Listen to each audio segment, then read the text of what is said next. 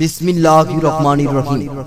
Mizan SD media, সত্যের পথে আলে সুন্নাত ওয়াল জামাত। জমিনদার নিহিদান কালে মুর্শিদ আমার হইও জমিনদার। আলাইকুম ওয়া রাহমাতুল্লাহি ওয়া বারাকাতুহু ওয়া মাগফিরাহ।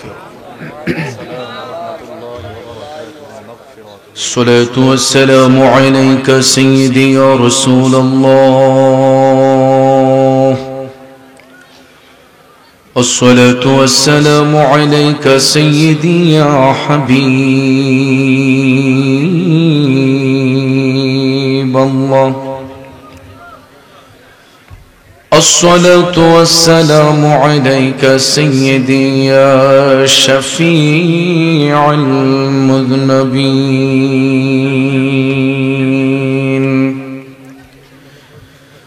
الصلاة والسلام عليك يا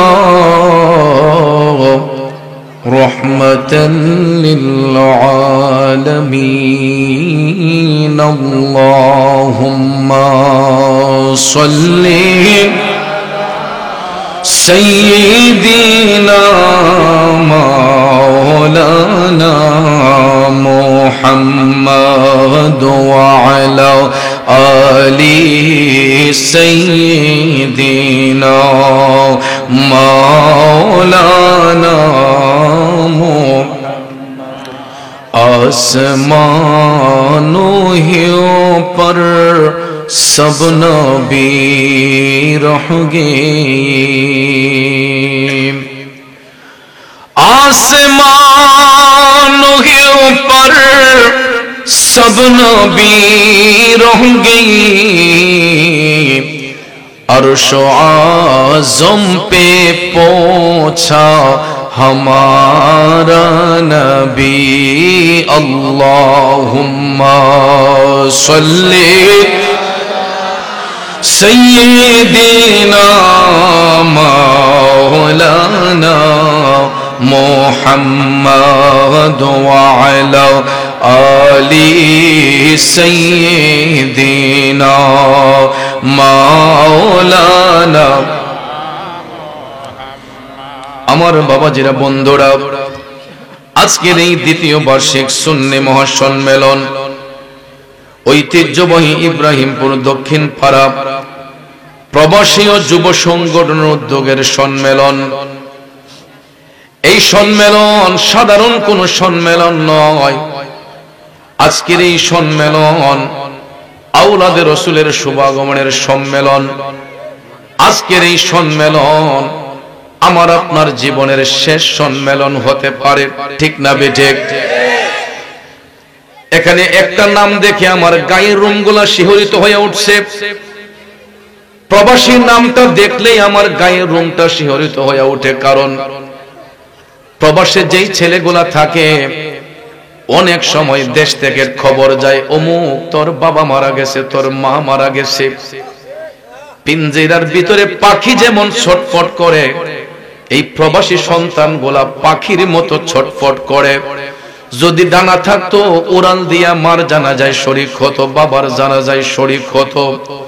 কিন্তু দেখেন, একটা পরিবারকে সুখে রাখার জন্য, মা বাবাকে আরামে রাখার জন্য আমাদের ছেলের যুবকগুলা, আমার দেশের যুবকগুলা দিনকে দিন বলে নাই, রাতকে রাত বলে নাই, বিদেশের বাড়িতে মাথার গাম পায়ে ফেলে অক্লান্ত পরিশ্রম করে, হাতগুলাকে লোহার মতো শক্ত করে ফেলে, ঠিক না বেঠিক?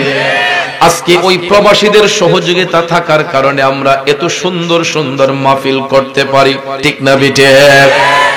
এই যে মাহফিলটা চলতেছে, আমি মুরাদ চৌধুরী আলোচনা করতেছি, পেশা হুজুর আলোচনা করেছেন, আমার ভাই মাওলানা সাহেব আলোচনা করেছেন।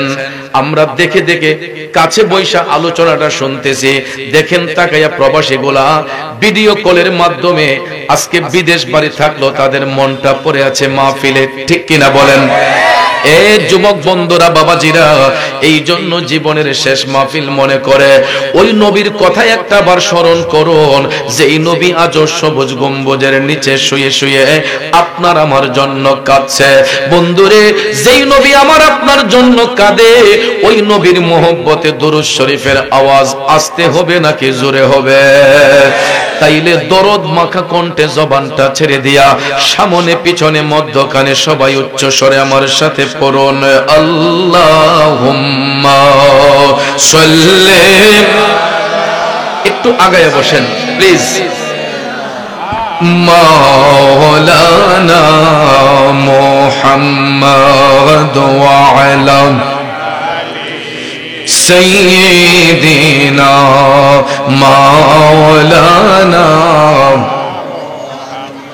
দরদ মাখা কণ্ঠে জীবনের গুনাহ মাফ করার জন্য সবাই আপন আপন কলবের দিকে মুতাওয়াজ্জি হইয়া একটু জোরে সোরে আওয়াজ দিয়ে আমার সাথে আল্লাহর জিকির করুন। সবাই উচ্চ স্বরে একটু আমার সাথে দরদ মাখা কণ্ঠে পড়ুন, লা ইলাহা ইল্লাল্লাহ লা ইলাহা ইল্লাল্লাহ লা ইলাহা ইল্লাল্লাহ লা ইলাহা ইল্লাল্লাহ লা ইলাহা ইল্লাল্লাহ লা ইলাহা ইল্লাল্লাহ লা ইলাহা ইল্লাল্লাহ লা ইলাহা ইল্লাল্লাহ লা ইলাহা ইল্লাল্লাহ লা ইলাহা ইল্লাল্লাহ লা ইলাহা ইল্লাল্লাহ লা ইলাহা ইল্লাল্লাহ হাসবি রব্বি জাল্লাল্লাহ মা ফি কলবি গায়রুল্লাহ হাসবি রব্বি জাল্লাল্লাহ মা ফি কলবি গায়রুল্লাহ নূর মুহাম্মদ সাল্লাল্লাহ নূর মুহাম্মদ সাল্লাল্লাহ লা ইলাহা ইল্লাল্লাহ লা ইলাহা ইল্লাল্লাহ লা ইলাহা ইল্লাল্লাহ লা ইলাহা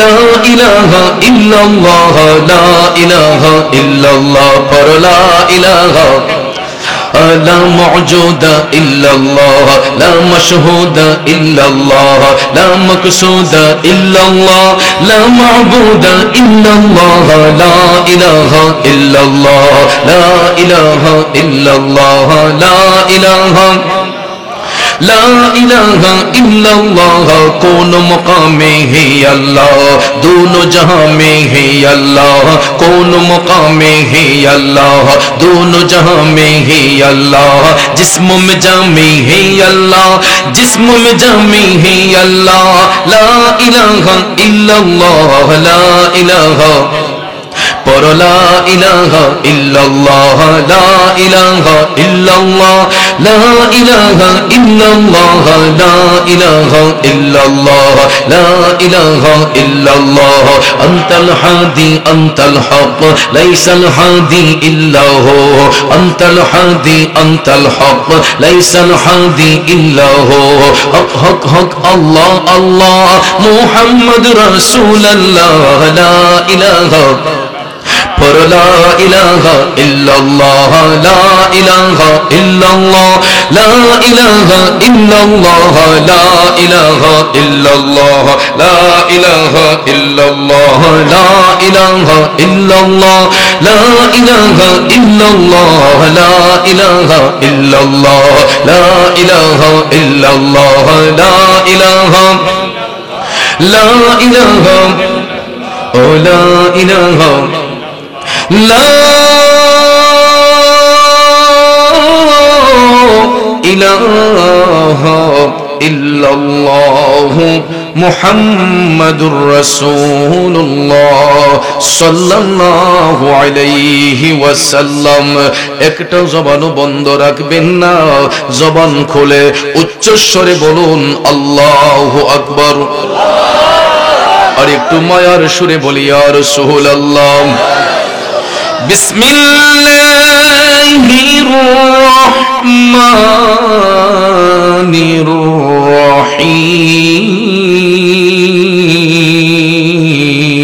الرحيم وقضى ربك ألا تعبدوا إلا إياه وبالوالدين إحسانا صدق الله العظيم وصدق رسوله النبي الحبيب الكريم ونحن على ذلك من الشاهدين والشاكرين والحمد لله رب العالمين ربي صل وسلم وبارك عليهم মা বিনে বান্ধব নাই রে, মা বিনে বান্ধব নাই রে, এই যে সোনার দুনিয়ায় ভেবে দেখো কি করছো এই মায়ের লাগিয়া, ভেবে দেখো কি করছো এই মায়ের লাগিয়া। মা বিনে বান্ধব নাই রে, মা বিনে বান্ধব নাই রে, এই যে সোনার দুনিয়ায় ভেবে দেখো কি করছো এই মায়ের লাগিয়া। আম্মা বাদ, উপস্থিত ছয় ঋতুর দেশ, প্রাকৃতিক লীলাভূমির অপরূপ চিরসবুজ সোনার বাংলাদেশের ব্রাহ্মণবাড়িয়া জেলার নবীনগর উপজেলাধীন ইব্রাহিমপুর দক্ষিণ পাড়া আল মদিনা জামে মসজিদের পূর্ব পার্শ্বে কিন্ডারগার্টেন স্কুল মাঠ সংলগ্ন প্রবাসী ও যুব সমাজের উদ্যোগে আয়োজিত আজকের এই দ্বিতীয় বার্ষিক সুন্নি মহাসম্মেলন 2024 ইংরেজি শনি মঞ্চ উপবিষ্ট সাহেবে সদরে মুকাররম ঐতিহ্যবাহী ঢাকা আজিমপুর ছোট দায়রা শরীফের সপ্তম গদ্দিনিসিন আমাদের সকলের প্রিয় মুখ আওলাদে ওলি আওলাদে রাসূল শাহ সুফি সৈয়দ ফয়েজ মুহাম্মদ আহমদুল্লাহ মাদ্দাজিল্লাহুল আলী বারাকাল্লাহু ফি হায়াতিহি ওয়া ফি ইলমিহি, উচ্চ আওয়াজে বলি আল্লাহুম্মা আমিন। মঞ্চ উপবিষ্ট সানিয়ে সদর, অত্র এলাকার স্বনামধন্য ব্যক্তিত্ব মোহাম্মদ আবুল হোসেন খন্দকার সাহেব ব্যস্ততার কারণে আসতে পারেননি। আজকের প্রধান অতিথি বিশিষ্ট ব্যবসায়ী সৌদি আরবের মোহাম্মদ নজরুল ইসলাম নজু ভাই, বিশেষ অতিথি জনাব মুজিবুর রহমান ইমন সাহেব, আলোচনা করেছেন হযরত মাওলানা বেলাল হুসাইন সাহেব, হযরত মাওলানা সাইদুর রহমান সাহেব সহ আজকের মাহফিল পরিচালনায় হাফেজ মাওলানা মোহাম্মদ শাহ আলম সাহেব সহ উলামায়ে আহলে সুন্নাত, আমার তরিকতপন্থী মুরব্বী বাবারা, সুশিক্ষিত আমার কৃষক, শ্রমিক, চাকরিজীবী, ব্যবসায়ী, সাংবাদিক, শিক্ষক, প্রশাসনিক, গোয়েন্দা বিভাগের সম্মানিত ভাইয়েরা, স্কুল, কলেজ, ইউনিভার্সিটি, মাদ্রাসায় পড়ুয়া ছাত্র ভাইয়েরা, পর্দানশীল মা বোনেরা, সকলের প্রতি আবার আন্তরিক সালাম, আসসালামু আলাইকুম ওয়া রাহমাতুল্লাহ।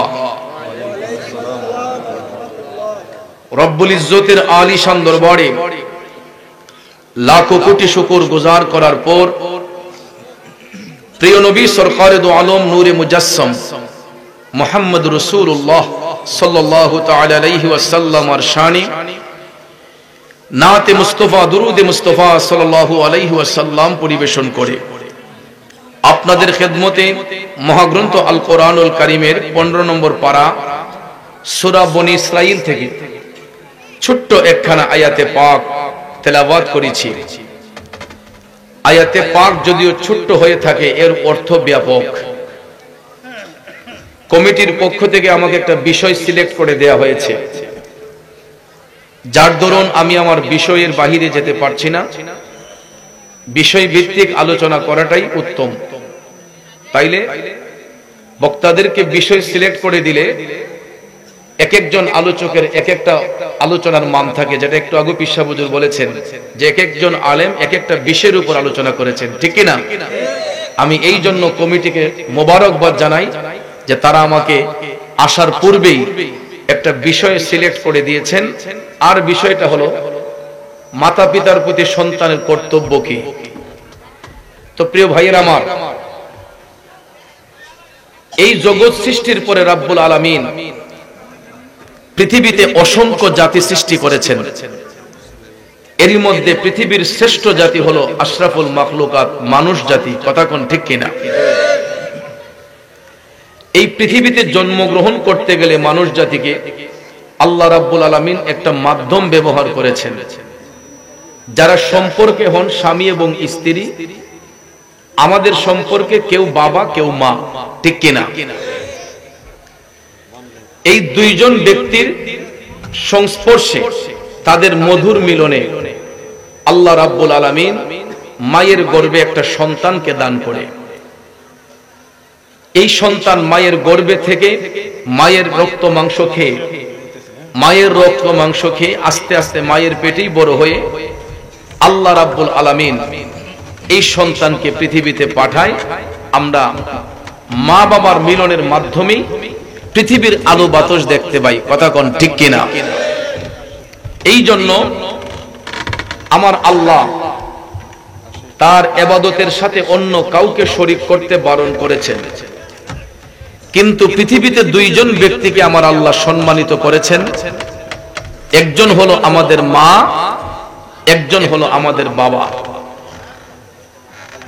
কেন সম্মানিত করেছেন?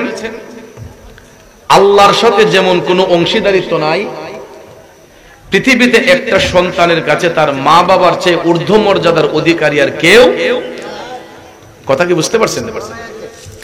আল্লাহর সাথে যেমন কোনো অংশীদারিত্ব নাই, একটা সন্তানের কাছে তার মা বাবার চেয়ে ঊর্ধ্ব মর্যাদার অধিকারী পৃথিবীতে আর কেউ। এই জন্য যুবক ভাইয়েরা, আল্লাহ রাব্বুল আলামিন সূরা বনী ইসরাঈলের মাধ্যমে আমাদেরকে অবগত করেছেন, বিসমিল্লাহির রহমানির রহিম। وَقَضَى رَبُّكَ أَلَّا تَعْبُدُوا إِلَّا إِيَّاهُ وَبِالْوَالِدَيْنِ إِحْسَانًا। আল্লাহ রাব্বুল আলামিন নির্দেশ প্রদান করেছে, হে জগৎবাসীরা, আল্লাহ ব্যতীত অন্য কারো ইবাদত করো না। সাথে সাথে আমার আল্লাহ বলেন, ওয়াবিল ওয়ালিদাইনি ইহসানা, পিতা এবং মাতার সহিত উত্তম ব্যবহার করো, ভালো ব্যবহার করো। জোরে বলেন, নির্দেশ দিয়েছেন কে?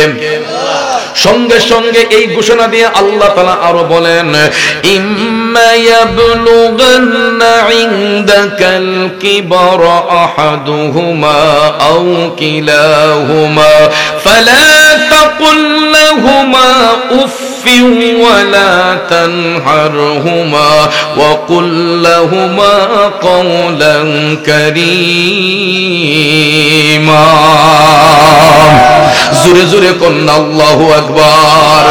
আল্লাহ রাব্বুল আলামিন সন্তানদেরকে তাকিদ করে বলতেছেন, হে জগতের সন্তানেরা, মা বাবার দুইজনের কোনো একজন অথবা তাদের উভয়ই তোমাদের নিকট অসুস্থ হয়ে গেলে, বার্ধক্যের বয়সে চলে গেলে, আল্লাহ কই সন্তান ওই মা বাবাকে তোমরা ধমক দেয়া কথা বলিও না, তাদের সঙ্গে এমন আচরণ করিও না, উফ শব্দটা পর্যন্ত তাদের সঙ্গে তোমরা ব্যবহার করবে না।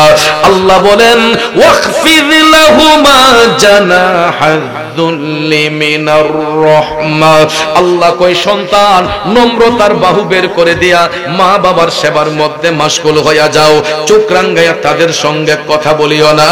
সাথে সাথে আমার আল্লাহ আরো শিক্ষা দিয়েছেন, ওয়াকুর রাব্বিরহামহুমা কামা রাব্বায়ানি সগীরা। আল্লাহ কই মা বাবা চলে যাবার পরে তোমরা তাদের কবরের পারে যাইয়া অথবা পৃথিবীর যে কোনো প্রান্ত থেকে মা বাবার আত্মার শান্তির জন্য তোমরা আল্লাহর কাছে ফরিয়াদ করো, আল্লাহ আমার মা বাবার উপর তুমি রহম হইয়া যাও, দয়াশীল হইয়া যাও। যেমনি ভাবে আমার মা বাবা ছোট্টবেলা আমাকে লালন পালন করেছে, আমি সন্তানকে আদর সোহাগ দিয়েছে, আল্লাহ গো আমি কচি শিশুর মতো আমার মা বাবারে তুমি লালন পালন করো। আল্লাহ রাব্বুল আলামিন এই উত্তম শিক্ষা দেবার পরেও আজকাল সমাজের মধ্যে লক্ষ্য করলে দেখা যায় অধিকাংশ সন্তান মা বাবার সাথে বেয়াদবি করে, মা বাবার সঙ্গে খারাপ আচরণ করে। আছে না নাই? হে যুবক বন্ধু শোনো, পৃথিবীর কোন মা বাবা অন্তর থেকে সন্তানকে অভিশাপ দেয় না।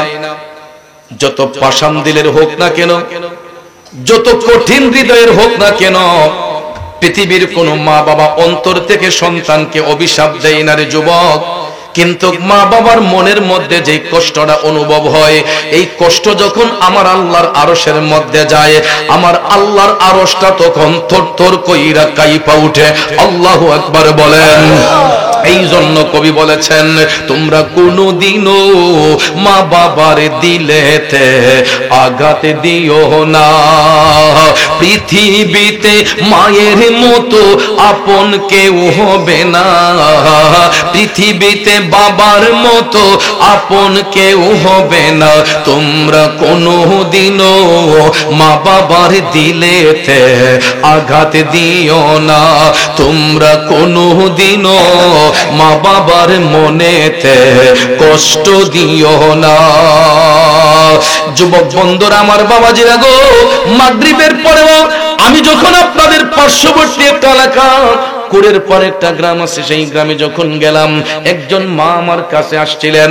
আজকে সন্ধ্যার ঘটনা বলতেছে, গত সন্ধ্যায় একজন মা আমার খুবই আন্তরিক মানুষ, আইসা দেখি চোখের পানি ছাইরা পরিবারের কথা বলতে যাইয়া, কারণ সন্তানদের বাবা নাই, মাটা দুনিয়াতে আছে, সন্তানগুলা এলোমেলো হয়ে গেছে, যার যার মতো করে জুদা হয়ে গেছে, মার প্রতি কারো দৃষ্টি নাই, মার প্রতি তাদের কোনো খেয়াল খবর নাই। চোখের পানিগুলা ছাইরা ছাইরা আমারে কই, হুজুর দেখেন না কোনো কিছু করতে পারেন কিনা, ছেলেগুলা যাতে একটু মিলে মিশে চলে। কিন্তু ভাইয়ার আমার দেখেন, মা তখনও বলে না আমার সন্তান যেন আমাকে দেখাশোনা করে, আমার প্রতি পিছনে খরচ করে, মা নিজের চিন্তা করে না ভাই বোনগুলা যাতে মিলে মিশে চলে। এই চিন্তা কইরা মহিলা কাঁদতে কাঁদতে চোখের পানি ছাইরা শুধু হাউমাউ করে কাঁদছে। বন্ধুরে বাবাজিরা, একটা কথা মনে রাখবা, মা কোনদিন সন্তানকে অন্তর থেকে বদ্ধা করে না, অভিশাপ দেয় না, কিন্তু মার দিলের মধ্যে যেই অভিশাপ কষ্টটা লাগে, এই কষ্টটাই বড় অভিশাপ আমার আপনার জন্য। এই কষ্টটা যখন আরশে যায়, আমার আল্লাহর আরশটা তখন তরতর কইরা কাঁপা উঠে। এই জন্য যুবক পায়ে হাত ধরে বলবো, কোনদিন মার মনে কষ্ট দিও না। আজকে এই সমাজের মধ্যে আমরা দেখতে পাই কত সন্তান স্ত্রীর ফাঁদে পইরা মাকে আলাদা করে দেয়, বাবাকে আলাদা করে দেয়, এমন সন্তান পৃথিবীর মধ্যে আছে না নাই? যুবক বন্ধুরা আমার মদিনার কামলিওয়ালা নবী বলেছেন, সন্তানগুলা যদি মৃত্যুর আগের দিন পর্যন্ত মায়ের গোলামি করে, পৃথিবীর কোন সন্তান মায়ের এক ফোঁটা দুধের ঋণ শোধ করতে পারবে। এই জন্য হাদিস শরীফে আল্লাহর হাবিব সাল্লাল্লাহু আলাইহি ওয়াসাল্লাম মাকে সম্মানিত করেছেন। আন আবি হুরায়রা রাদিয়াল্লাহু তাআলা আনহু জাআ রাজুলুন ইলা রাসূলিল্লাহি সাল্লাল্লাহু আলাইহি ওয়াসাল্লাম ফাকালা ইয়া রাসূলাল্লাহ সাল্লাল্লাহু আলাইহি ওয়াসাল্লাম মান আহাক্কু বিহুসনি সাহাবাতি ক্বালা উম্মুকা ক্বালা সুম্মা মান ক্বালা উম্মুকা ক্বালা সুম্মা মান ক্বালা উম্মুকা ক্বালা সুম্মা মান ক্বালা সুম্মা আবুকা। মুত্তাফাকুন আলাইহি। জুরে কি সুবহানাল্লাহ বলবেন না? বুখারী এবং মুসলিম শরীফের হাদিস। এ যুবক, বুখারী এবং মুসলিম শরীফের হাদিস, হাদিস খানা বর্ণনা করেছেন হযরতে আবু হুরায়রা রাদিয়াল্লাহু তাআলা আনহু। তিনি বলেন, রাসূল করিম সাল্লাল্লাহু আলাইহি ওয়াসাল্লামের দরবারে নবীর একজন উম্মত গিয়া নবীর কাছে প্রশ্ন করলেন, নবী গো, মান আহাক্কু বিহুসনি সাহাবাতি, এই পৃথিবীর মধ্যে আমার কাছে সবচাইতে উত্তম আচরণ পাওয়ার অধিকারী কে? সাহাবীর প্রশ্নের জবাবে রাসূল বললেন, উম্মুকা, তোমার মা। সাহাবী দ্বিতীয়বার আবার বললেন, নবী গো, তারপরে কে? দ্বিতীয় প্রশ্নের জবাবে রাসূল আবার বললেন, তোমার মা। সাহাবী তৃতীয়বার আবার জিজ্ঞেস করলেন, ইয়া রাসূলুল্লাহ, তারপরে কে? রাসূল বললেন, উম্মুকা, তোমার মা। চতুর্থবার সাহাবী যখন প্রশ্ন করলেন, ইয়া রাসূলুল্লাহ, সুম্মা মান, তারপরে কে? আমার নবী চতুর্থবারের বেলায় বলেছেন, সুম্মা আবুকা, তোমার বাবা। এখন আপনারা বলেন, এই হাদিসে মুবারাকায় রাসূল মায়ের কথা বলছেন কয়বার? বাবার কথা কয়বার? একবার বাবার কথা বলাতে বাবা কি ছোট হয়ে গেছেন? মার কথা তিনবার বলাতে কি মা অনেক বড় হয়ে গেছেন? না রে বাজান, না। আমার নবী তিনবার মাকে সম্মান দেওয়ার পিছনে কারণ রেখেছেন, বাবার সম্মান একবার হওয়ার পিছনে কারণ রয়েছে। এই চারটি কারণের আলোচনা দিয়ে আমরা আজকে মাহফিল সমাপ্তির দিকে নিয়ে যাব। কষ্ট হবে আপনাদের। আসুন সামনে যাই। সাহাবীর প্রথম প্রশ্নের জবাবে আমার রাসূল কেন মার সম্মানটা বৃদ্ধি করলেন? বন্ধুরে, সাহাবীর প্রথম প্রশ্নের জবাবে আমার মদিনার কামলিওয়ালা নবী, নূরের নবী এই জন্য মাকে সম্মান দিয়েছেন। বাবার সাথে মায়ের যখন পবিত্র মিলন হলো, আল্লাহ রাব্বুল আলামিন মার গর্ভে আমাদের মতো সন্তানদেরকে দান করেছে। 2.5 থেকে 3 মাস যখন পার হয়ে যায়, তখন কিছু কিছু সিম্পটমের মাধ্যমে মা বোনরা বুঝতে পারে যে তারা প্রেগন্যান্সি হয়েছে, গর্ভের মধ্যে সন্তান আসছে। ঠিক কিনা কোন? বর্তমানে হয়তো আধুনিক যুগে অনেক পদ্ধতি আছে, কিন্তু আগেকার যুগে মা বোনরা কিছু কিছু আলামত দ্বারা বুঝতে পারতেন তারা প্রেগন্যান্ট হয়েছেন। বন্ধুরা আমার, বাবাজিরা, সন্তান গর্ভে আসার পরে কিছু কিছু সিম্পটমের মাধ্যমে মারা বুঝতে পারে তারা প্রেগন্যান্সি হয়েছে। দেখেন, সন্তানটা পেটে আসার সঙ্গে সঙ্গে 2.5-3 মাস যখন পার হয়, আল্লাহ তাআলা সন্তানের রূহটা মায়ের ববে দান করে। এরপরে ওই সন্তান মায়ের পেটের মধ্যে থাইকা মায়ের দেহের রক্ত মাংস খাইয়া আস্তে আস্তে আস্তে আস্তে সন্তানটা মায়ের পেটে বড় হয়। যখন 7-8 মাস হয়ে যায়, দেখবেন মাদের পেট গুলো আস্তে আস্তে বড় হয়ে যায়। অনেক সময় হাত ফুলে যায়, পাও ফুলে যায়। সন্তানকে পেটে নেওয়ার পরে সন্তান গর্ভে ধারণ করে কিছু কিছু মায়ের চোখ ফুলে যায়, হাত ফুলে যায়। তারা তখন স্কিনের দিকে তাকায় না, তাদের পেস কাটিংটা কেমন এরকম ভাবে নজর করে না। দিন পার করে, রাত পার করে, বিছানার মধ্যে ডান করেটে শুইতে পারে না, বাম করেটে শুইতে পারে না।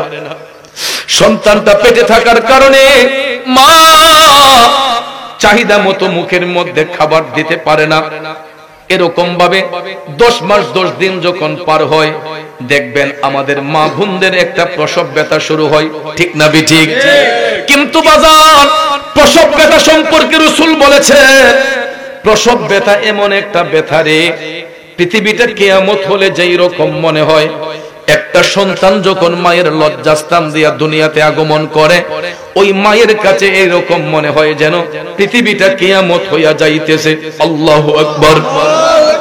ওরে মায়েরও প্রসবের কালে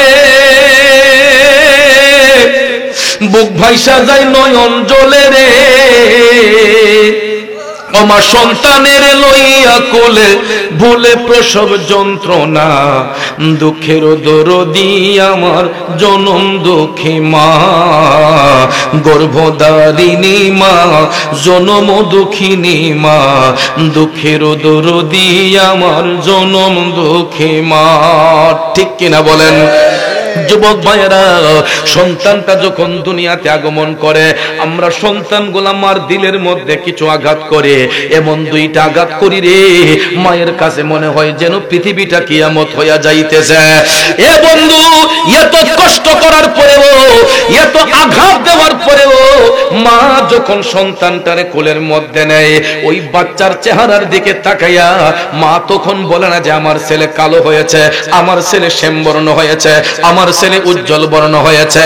মা কোনো কালারের দিকে নজর করে না, কালো হোক, ফর্সা হোক, শ্যামবর্ণ হোক। মা যখন সন্তানের চেহারার দিকে তাকায়, বাচ্চার মুখের দিকে তাকানোর পরে দেখবেন 10 মাস 10 দিনের প্রসব ব্যথার জ্বালা দুঃখিনী মা সেকেন্ডের মধ্যে ভুলে যায়। কথা কোন ঠিক না বিঠে? এই জন্য যুবক, আমার মদিনার কামলিওয়ালা নবী হাদিস শরীফে প্রথমবার মাকে সম্মানিত করেছেন, কারণ 10 মাস 10 দিনের প্রসব ব্যথার জ্বালা বাচ্চার মুখের দিকে তাকায় আমার সেকেন্ডে ভুলে যায়। এই জন্য দয়াল নবী হাদিস শরীফে প্রথমবার মাকে সম্মানিত করেছেন। কিন্তু অনেকেই কই হুজুর, বাচ্চা দিয়ে তো অনেক সময় মাদের দরদ থাকে না। এটাও কিন্তু একটা কারণ আছে।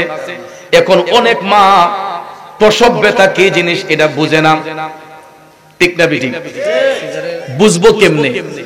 বাচ্চা হওয়ার আগেই ওই মাকে হসপিটালে নিয়ে যায়, চেক আপ করানোর পরে আমাদের দেশের কিছু কসাই ডাক্তার আছে, এরা গেলেই আপনার একটা আল্ট্রাসাউন্ড দেয়, দেওয়ার পরে বলে যে বাচ্চা উল্টা, 24 ঘন্টার ভিতরে সিজার না করলে রোগী বাঁচানো যাবে না। বলে কি বলে না? আপনি গিয়ে দেখবেন প্রাইভেট হসপিটাল গুলাতে একবারও বলে না যে একটু চেষ্টা করে দেখি নরমাল ডেলিভারি হয় কিনা। যাওয়ার লোক পড়ে গেছে, বাচ্চা উল্টাইয়া গেছে, যদি সিজার না করেন বাচ্চা বাঁচানো সম্ভব হইতো না।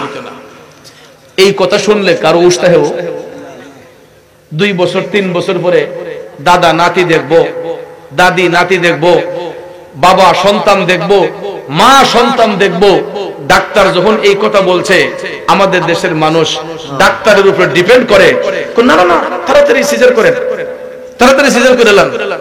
টাকা না থাকলে হাওলাত করে টাকা আনে, আরেকজনের কাছ থেকে বন্দুক দিয়ে টাকা আনে, আনার পরে সিজার যখন হয়, মা বোনদেরকে জিজ্ঞেস করবেন, এদের কোমরের মধ্যে একটা অ্যানেস্থেসিয়া দেওয়া হয়। এই ইনজেকশনের পাওয়ারটা 6 মাস পর্যন্ত থাকে। 6 মাস পর্যন্ত এই কোমরের কোনো খবরই থাকে না। তারপরে ওই মায়ের নাভির নিচে পেট কেটে সিজারের মাধ্যমে বাচ্চাটাকে মায়ের গর্ভ থেকে বের করা হয়। ঠিক না বেঠিক? ভাইয়ার আমার, বন্ধুরা আমার, এটার দ্বারাতে অনেক মা প্রসব ব্যথা কি জিনিস এটা বুঝতে পারে না। প্রসব ব্যথা কি জিনিস এটা বুঝতে পারে না। ইনজেকশন দিয়া ব্যথাটাকে নির্মূল করার জন্য অ্যানেস্থেসিয়া দিয়া কোমরটাকে অচেতন করে ফেলে। এরপরে মায়ের পেট কাইটা বাচ্চাটাকে বের করা হয়। 6 মাস পর্যন্ত ইনজেকশনের পাওয়ারটা থাকে। 6 মাস পরে মহিলা মনে করছে আমি সুস্থ হয়ে গেছি। একটা ভারী বাতের দেখছে, আলগাতে গেলে দেখা যায় নাভির নিচে ঘাই মেরে ধরছে, পেটের নিচে ব্যথা হয়, একটা ভারী বোঝা কাজ করতে পারে না। কথা বলেন ঠিক না বেঠে? ওই মহিলারা অর্ধেক মরে যায় সিজারের মাধ্যমে বাচ্চা প্রসব কইরা। অনেকে মানুষ, অধিকাংশ মহিলারা অকালে তাদের যৌবন চলে যায়। কিন্তু বাজান, আমি আমার মার কথাই বলি, অন্যের কথা নাই বললাম। আমার মায়ের পেট থেকেও তো আমরা 6টা ভাই বোন ভূমিষ্ঠ হয়েছি। আমার মার তো সিজার লাগে নাই। আমার মার পেট থেকে আমরা 4 ভাই 2 বোন, 6টা ভাই বোন আমরা আমাদের মায়ের পেট থেকে ভূমিষ্ঠ হয়েছে। আমার মার সিজার লাগে নাই। এরকম ভাবে আমাদের জামানায়ও, আমরা যখন ছোট্ট ছিলাম তখন আর সময়ও আমাদের দেশের অনেক মারা সিজারে বাচ্চা প্রসব করে নাই। নরমাল ডেলিভারির মাধ্যমেই 4টা 5টা 6টা সন্তান এক একটা মার পেট থেকে ভূমিষ্ঠ হয়েছে। ঠিক কিনা বলেন? আপনারা বলুন, হায়াতের মালিক কে? মৌতের মালিক কে? আল্লাহ কই ইখরিজুল হাইয়্যিতা মিনাল মাইয়্যিত। আমি আল্লাহ চাইলে জিন্দারে মরা করতে পারি, মরারে জিন্দা করতে পারি। ঠিক না বেঠে? এই জন্য কবি কয়, তুমি রাখো কি বা মারো এই দয়া করো, থাকিতে যেন তোমায় না ভুলিও, থাকিতে যেন তোমায় না ভুলি। তুমি রাখো কি বা মারো এই দয়া করো, থাকিতে যেন তোমায় না ভুলি। দুনিয়ার মানুষগুলা আমার আল্লাহরে ডরায় না, ডাক্তারের ডরাইয়া কয় তাড়াতাড়ি সিজার করেন। এ বন্ধু, প্রসব ব্যথাটা মাকে বুঝার মতো ক্যাপাসিটি থাকতে হবে। আমার মা বোনদেরকে বলবো, একটু ধৈর্যের সহিত ধৈর্য ধরে থাকবেন। একটু ধৈর্য ধরার পরে আপনি বুঝতে পারবেন বাচ্চা জন্ম দেওয়া যে কেমন কষ্ট, বাচ্চা জন্ম দেওয়া যে কেমন কষ্ট। আপনি যদি প্রসব ব্যথাটা ফিল করেন, তখন কোনো মা বাচ্চা রাইখা পরকিয়া করে অন্য ছেলের সঙ্গে যাবে না। ঠিক না বেটে? আসলে সিজারের মাধ্যমে বাচ্চা হওয়ার কারণেই বাচ্চার প্রতিও মায়ের দরদ থাকে না। অনেক সময় সন্তানের মার প্রতি শ্রদ্ধা ভালোবাসা থাকে না। ওই সন্তানটাই দেখবেন বড় হইয়া ফেন্সিকুর হয়, নেশাকুর হয়, জেনাকুর হয়, বেবিচারী হয়। ওই সন্তানগুলাই দেখবেন মার উপর হাত উঠায়, মারে কষ্ট দেয়। ঠিক না বেটে? যুবক ভাইয়ের আমার, দয়াল নবী বলেছেন 10 মাস 10 দিনের প্রসব ব্যথার জ্বালা বাচ্চার মুখে তাকাইয়া মা সেকেন্ডের মধ্যে ভুলে যাওয়ার কারণে হাদিস শরীফে আমার নবী প্রথমে মার সম্মান বৃদ্ধি করেছেন। আসুন সামনে যাই। এবার সাহাবীর দ্বিতীয় প্রশ্নের জবাবে রাসূল আবারও মাকে সম্মানিত করেছেন। এই দ্বিতীয়বার সম্মান দেওয়ার কারণটা কি একটু জানি? কষ্ট হইতেছে? দ্বিতীয়বার সম্মান দেওয়ার কারণ হলো, বাচ্চা ভূমিষ্ঠ হওয়ার পরে চিৎকার করে যখন কান্নাকাটি করে, ওই বাচ্চার কান্না বন্ধের জন্য দুনিয়ার কোনো গাভীর দুধ দেওয়া হয় না, দুনিয়ার কোনো লিকুইড দুধ দেওয়া হয় না, দোকানের দুধ বাচ্চার মুখে দেওয়া হয় না। ওই বাচ্চার কান্না নিবারণের জন্য আমার আল্লাহ এমন একটা পুষ্টিকর খাবার সন্তানের জন্য নির্ধারণ করে রাখছে। ওই খাবারটা থাকে মায়ের স্তনের মধ্যে, ঠিক না বিঠিক? যুবক বন্ধুরা, বাবাজিরা গো, একটা বার ভাইবা দেখেন, আমরা সন্তানগুলা দুনিয়াতে আসার আগ মুহূর্ত পর্যন্ত মায়ের স্তনের মধ্যে কোনো খাবার ছিল না। আমরা দুনিয়াতে আসার আগ মুহূর্ত পর্যন্ত মায়ের স্তনের মধ্যে কোনো দুধ ছিল না। বাচ্চা জন্মগ্রহণ করার সাথে সাথে আল্লাহ তাআলা ওই বাচ্চার খাবারের জন্য দরদি মায়ের দুইটা স্তন খুলে দেয়। বাচ্চা যখন মায়ের স্তনের মধ্যে মুখটা লাগাইয়া দেয় গো, ওই বাচ্চার কান্নাটা মুহূর্তের মধ্যে বন্ধ হয়ে যায়। কথা কোন ঠিক কিনা? কারণ দুনিয়ার গাভীর দুধটা গরম করে দিলে বাচ্চার মুখটা পোড়ার সম্ভাবনা থাকতো, পেটের মধ্যে ফুড পয়জন দেখা দিতে পারত। দুনিয়ার দোকানের দুধগুলা গরম করে দিলে বাচ্চার মুখটা পুড়ে যাওয়ার সম্ভাবনা থাকতো, পেটের মধ্যে ফুড পয়জন দেখা দিতে পারত, ঠিক না বেটে? কিন্তু আল্লাহ কত মহান, ওই নিষ্পাপ বাচ্চার খাবারের ব্যবস্থা আমার আল্লাহ মায়ের স্তনের মাধ্যমে করেছে। মায়ের বুকের দুধটা এটা এমন একটা উপযুক্ত পুষ্টিকর খাবার বাচ্চার জন্য, এটা পেটের মধ্যে ফুড পয়জন হয় না, পেটের মধ্যে ট্রাবলস হয় না। মায়ের আমার বন্ধুরা, আমার মায়ের বুকের দুধটা গরমও নয়, ঠান্ডাও নয়, শুকনাও নয়, ভারীও নয়। এত সুন্দর মডিফাই করে আল্লাহ তাআলা বাচ্চার মুখে দেয়। বাচ্চাটা মায়ের দুধ পান করার সাথে সাথে শিশু বাচ্চার কান্নাটা মুহূর্তের মধ্যে বন্ধ হয়ে যায়। এই জন্য কবি বলেছেন, 2 বছর পান করালেন মায়ের বুকের দুধ, কোলে বুকে নিয়ে আমায় দিলেন কত সুখ। 2 বছর পান করালেন মায়ের বুকের দুধ, কোলে বুকে নিয়ে আমায় দিলেন কত সুখ। কিভাবে সেই মাকে ছেলে, কিভাবে সেই মাকে ছেলে মন্দ কথা বলে, মা কেন এত দামে জানে না সকলে, বলুন মা কেন এত দামে জানে না সকলে। জানতো যদি পড়তো দেখে কোরআন হাদিস খোলে, জানতো যদি পড়তো দেখে কোরআন হাদিস খোলে। একটি হজের সওয়াবে মিলে, একটি হজের সওয়াবে মিলে, মাকে একবার দেখিলে, দেখিলে মা কেন এত দামি জানে না সকলে। কষ্ট হচ্ছে আমার বাবাজিরা, জগতের বন্ধুরা রে, ও ইব্রাহিমপুরের বাবাজিরা গো, আমার সম্মানিত মা বোনরা যারা শুনছেন, বাচ্চা মায়ের স্তন থেকে দুধ পান করেছে। ছেলে সন্তান হলে 2 বছর, মেয়ে সন্তান হলে 2.5 বছর। ছেলে বাচ্চাকে 2 বছর, মেয়ে বাচ্চাকে 2.5 বছর। মা স্তন থেকে আমরা দুধ পান করি বিদায় আমার মদিনার কামলিওয়ালা নবী বলেছেন, পৃথিবীর সন্তানগুলা মৃত্যুর আগের দিন পর্যন্ত যদি মায়ের গোলামি করে, পৃথিবীর কোন সন্তান ওই মায়ের একটা ফোঁটা দুধের ঋণ শোধ করতে পারবে। অথচ দেখেন, আমার দেশে 3-4টা ছেলে যখন উপযুক্ত হয়, মা বাবা যখন বৃদ্ধের কোটায় চলে যায়, আমরা সন্তানগুলা মা বাবারে নিয়ে ভাগাভাগি করি। বড় মিয়া কয় আমি খাওয়াই মা আব্বারে, মাইজুম মিয়া কয় আমি খাওয়াবো আম্মারে। 1 মাস খাওয়াই কয় আমার পক্ষে সম্ভব না, এখন তোমার ছোট পুত্রের লোকে খাও। আসেনি মিয়া? আমার কাছে লাগে যে ওই সন্তানদের কাছে মা বাপ গুলা খুব বড় ধরনের বোঝা হয়ে গেছে।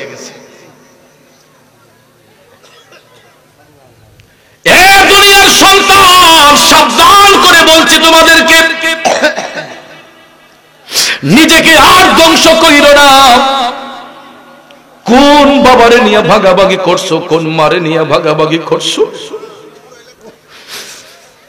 আমরা যখন ছোট্ট ছিলাম রে, 3-4টা ভাই বোন পড়াশোনা করছি। 3-4টা ভাই বোন এক ঘরে খাবার খাইছি, এক ডেগের খাবার খাইছি। আমাদের বাবা তো ইচ্ছে করলে পারতেন একটা ছেলের এতিমখানায় দিতে, বাবা তো ইচ্ছে করলে পারতেন একটা ছেলের দোকানে দিতে, বাবা তো ইচ্ছে করলেই পারতেন আমাদেরকে মারকুল থেকে অনেক দূরে সরিয়ে দিতে। কিন্তু দেখেন ওই বাবা কেমন বাবা, মাথার ঘাম পায়ে ফেলে অক্লান্ত পরিশ্রম করে ইনকাম করছে, কিন্তু তার সন্তানদেরকে কষ্ট করতে দেয় নাই। একজন বাবার ইনকাম দিয়া 3টা 4টা সন্তান পড়াশোনা করছে, ঘরের মধ্যে খাবার দাবার হইছে। এত কষ্ট করার পরেও বাবা নিজের মুখে খাবারটা নিয়ে আর সন্তানের মুখে খাবার দিছে। মুরগের রানটা নিজে না খায়া কয় আমার ছেলের পাতে দেন, বড় মাছের মাথাটা বাবার মুখে না দিয়া কয় আমার ছেলের পাতে দেন। এরকম ভাবে করার পরেও বড় হইয়া যখন সন্তানগুলা মা বাবার নিয়ে ভাগাভাগি করে, তাদের মনে কষ্ট হয় কি হয় না? জোরে কোন হয় কি হয় না? এ যুবক বন্ধু শুনো, আমার আল্লাহ তাআলা বলেন মা বাবার দুইজনের কোনো একজন বা তাদের উভয়ই তোমাদের নিকট অসুস্থ হয়ে গেলে, বার্ধক্যে চলে গেলে কোনদিন তাদেরকে ধমক দিয়া কথা বইল না, চোখ রাঙ্গাইয়া তাদের সঙ্গে কথা বইল না। আল্লাহ তাআলা বলছে সেবা করার জন্য আমরা সেবা করব, দূরের কর্তা মা বাবা নিয়ে আলগা হইয়া যায়, মা বাবারে আলাদা করে দেই। স্ত্রী নিয়ে নবীনগর বাসা বাড়ি করে থাকি, মা বাবা বাড়ির মধ্যে পড়ে থাকে। ঠিক নিও, দেখবেন কত বিদেশি আছে, বিদেশের মধ্যে থাইকা শ্বশুর শাশুড়ি নিয়ে স্ত্রী খাবে, এটা নয়। ম্যাডাম যখন টেলিফোন দিয়ে কই তোমার আব্বারে নিয়ে খাওয়া আমার পক্ষে সম্ভব না, কই ঠিক আছে আমি দেখতাছি। পরের দিনে দেখা যায় নবীনগর টাউনে বাসা ভাড়া করছে, দেবিদ্যার নিয়ে বাসা ভাড়া করছে, ব্রাহ্মণবাড়িয়া শহরে বাসা ভাড়া করছে। উসিলা কিতা কোন আব্বা আম্মা তো গ্রামের মানুষ, আব্বা আম্মা তো গ্রামের মানুষ, এরা শহরে গিয়া থাকতারে না। উসিলা দেখে এরা বলে শহরে গিয়া থাকতে পারে না, থাকবো কেমনে? তোমার ম্যাডামে যে কাহিনী করে তোমার মা বাপ থাকবো কেমনে? ঠিক না বেঠিক? মায়ের একদার দুধের দাম কাটিয়া গায়ের চাপ, একদার দুধের দাম মায়ের একদার দুধের দাম কাটিয়া গায়ের চাপ, পাপুষ বানাইয়া হরিণের সুদ হবে না, এ মন্দ রদি ভবে কেউ হবে না আমার মা গো। ঠিক কিনা বলেন? চামড়া দিয়া মায়ের জুতা বানাইয়া দিল যুবক, ওই মায়ের দুধের ঋণ শোধ হবে না। মা বাবার নিয়ে ভাগাভাগি করতে নাই, তাদেরকে নিজের মাথার বোঝা মনে করতে নাই, কারণ তারা যখন বৃদ্ধ হইয়া যায় তাদেরকে নিজের সন্তান বানাইয়া ফেলতে হবে। আমার রাসূল বলেছেন মৃত্যুর আগের দিন পর্যন্ত সন্তানগুলা মা বাবার গোলামি করলে ওই মা বাবার ঋণ শোধ করতে পারবে না। এই জন্য বন্ধু, আল্লাহর একজন ওলি এই জিনিসটাকে চিন্তা করতে করতে তিনি গবেষণা করতে করতে উন্মাদ হয়ে গেছিলেন। এই আল্লাহর ওলির নাম হচ্ছে হযরতে শেখ ফরিদ রহমাতুল্লাহ আলাইহি। জোরে কোন সুবহানাল্লাহ। শেখ ফরিদ আল্লাহর একজন ওলি। আমি ওনার জীবনী পড়ে দেখলাম উনি খুব স্বাভাবিকভাবে জীবন পরিচালনা করতেন, কারো কাছে ঋণের মুখাপেক্ষী হতেন না। তিনি জানা সূত্রে সবার ঋণ পরিশোধ করে দিতেন। এমন লোক এখনো আছে যারা মানুষের কাছে ঋণদার হইতে চায় না, সবসময় ঋণ মুক্ত থাকতে চায়, আছে না? আবার অনেক বাড়িতে দেখবেন মাথার উপরে ঋণ যদি বুঝার বোঝা থাকে, এরপরও দেখবেন চিন্তার কোনো কারণ নাই, আসেনিও। শেখ ফরিদের জীবনী পড়ে দেখলাম এত স্বাভাবিকভাবে তিনি জীবন পরিচালনা করতেন, কারণ নিকট ঋণের মুখাপেক্ষী হতেন না। তিনি দিনের বেলা কাজ করতেন, রাতের বেলা বাড়িতে আইসা হিসাব করতেন, দিনের বেলা ব্যবসা করতেন, রাতের বেলা ঘরে আইসা হিসাব করতেন। দেখি তো জানা মতো কারো কোনো ঋণ আমার কাছে পাওনা আছে কিনা। অনেকক্ষণ ভাবনা চিন্তা করে শেখ ফরিদ কয় না, জানা মতো আমি সবার ঋণ পরিশোধ করে দিয়েছি। এরকম ভাবে একদিন, 2 দিন, 3 দিন তিনি ভাবতে ভাবতে হঠাৎ ঘুমের ঘরে আইসা, শোবার ঘরে আইসা শেখ ফরিদের মনে হলো, আরে আমার তো একটা ঋণ বাকি আছে। আমি তো ছোট্টবেলায় আমার মার স্তন থেকে দুধ পান করেছিলাম, আমি ছোট্টবেলায় আমার মার স্তন থেকে দুধ পান করেছিলাম। আমার মার কাছে তো আমি ঋণী হয়ে আছি, মায়ের দুধের ঋণটা আমাকে শোধ করতে হবে। চিন্তা করে দেখেন, পৃথিবীর কোন ঋণদার খুঁজে পায় না শেখ ফরিদ একটা ঋণ খুঁজে পাইছে, মায়ের স্তন থেকে দুধ পান করছে। আপনারা বলুন, এই ঋণ কি পৃথিবীর মানুষ কোনোদিন শোধ করতে পারবে? শেখ ফরিদ চিন্তা করলো যে আমি আমার মার কাছে ঋণী। ছোট্টবেলায় আমি তো অবুঝ ছিলাম, নাবালক ছিলাম, তখন মার স্তন থেকে দুধ পান করেছি। যেমন করেই হোক, এখন তো আমার হাতে টাকা আছে, পয়সা আছে, আমি আমার মার ঋণ পরিশোধ করব। আপনারা বলেন, মা কি সন্তানের টাকার পাগল, সম্পদের পাগল? শেখ ফরিদ এই কথাটা নিয়ে গবেষণা করতে করতে সারাটা রাত বিছানার মধ্যে ঘুমাই নাই, পাখির মতো ছটফট ছটফট করতেছে শেখ ফরিদ।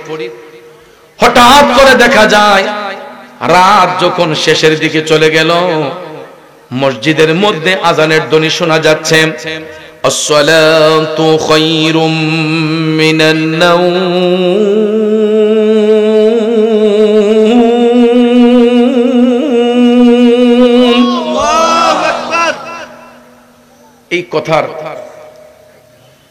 এই কথার মধ্যে মজা আছে না নাই? এই কথার দ্বারা মুয়াজ্জিন সাহেব কাউকে গালি দেয়, বকা দেয়? মুয়াজ্জিন সাহেব একটা মেসেজ মুসল্লিদেরকে দেয়, আসসালাতু খায়রুম মিনান নাওম, ঘুম থেকে নামাজ ভালো। বলুন, 7 রাতের জাগনা হলেও এই শব্দটা শুনলে কোন মুমিন মুসলমান বিছানায় পিঠ রাখতে পারে? আপনারা বলেন, পারে? 7 রাতের জাগনা হলেও কোন মুমিন বিছানার মধ্যে পিঠ রাখতে পারে না।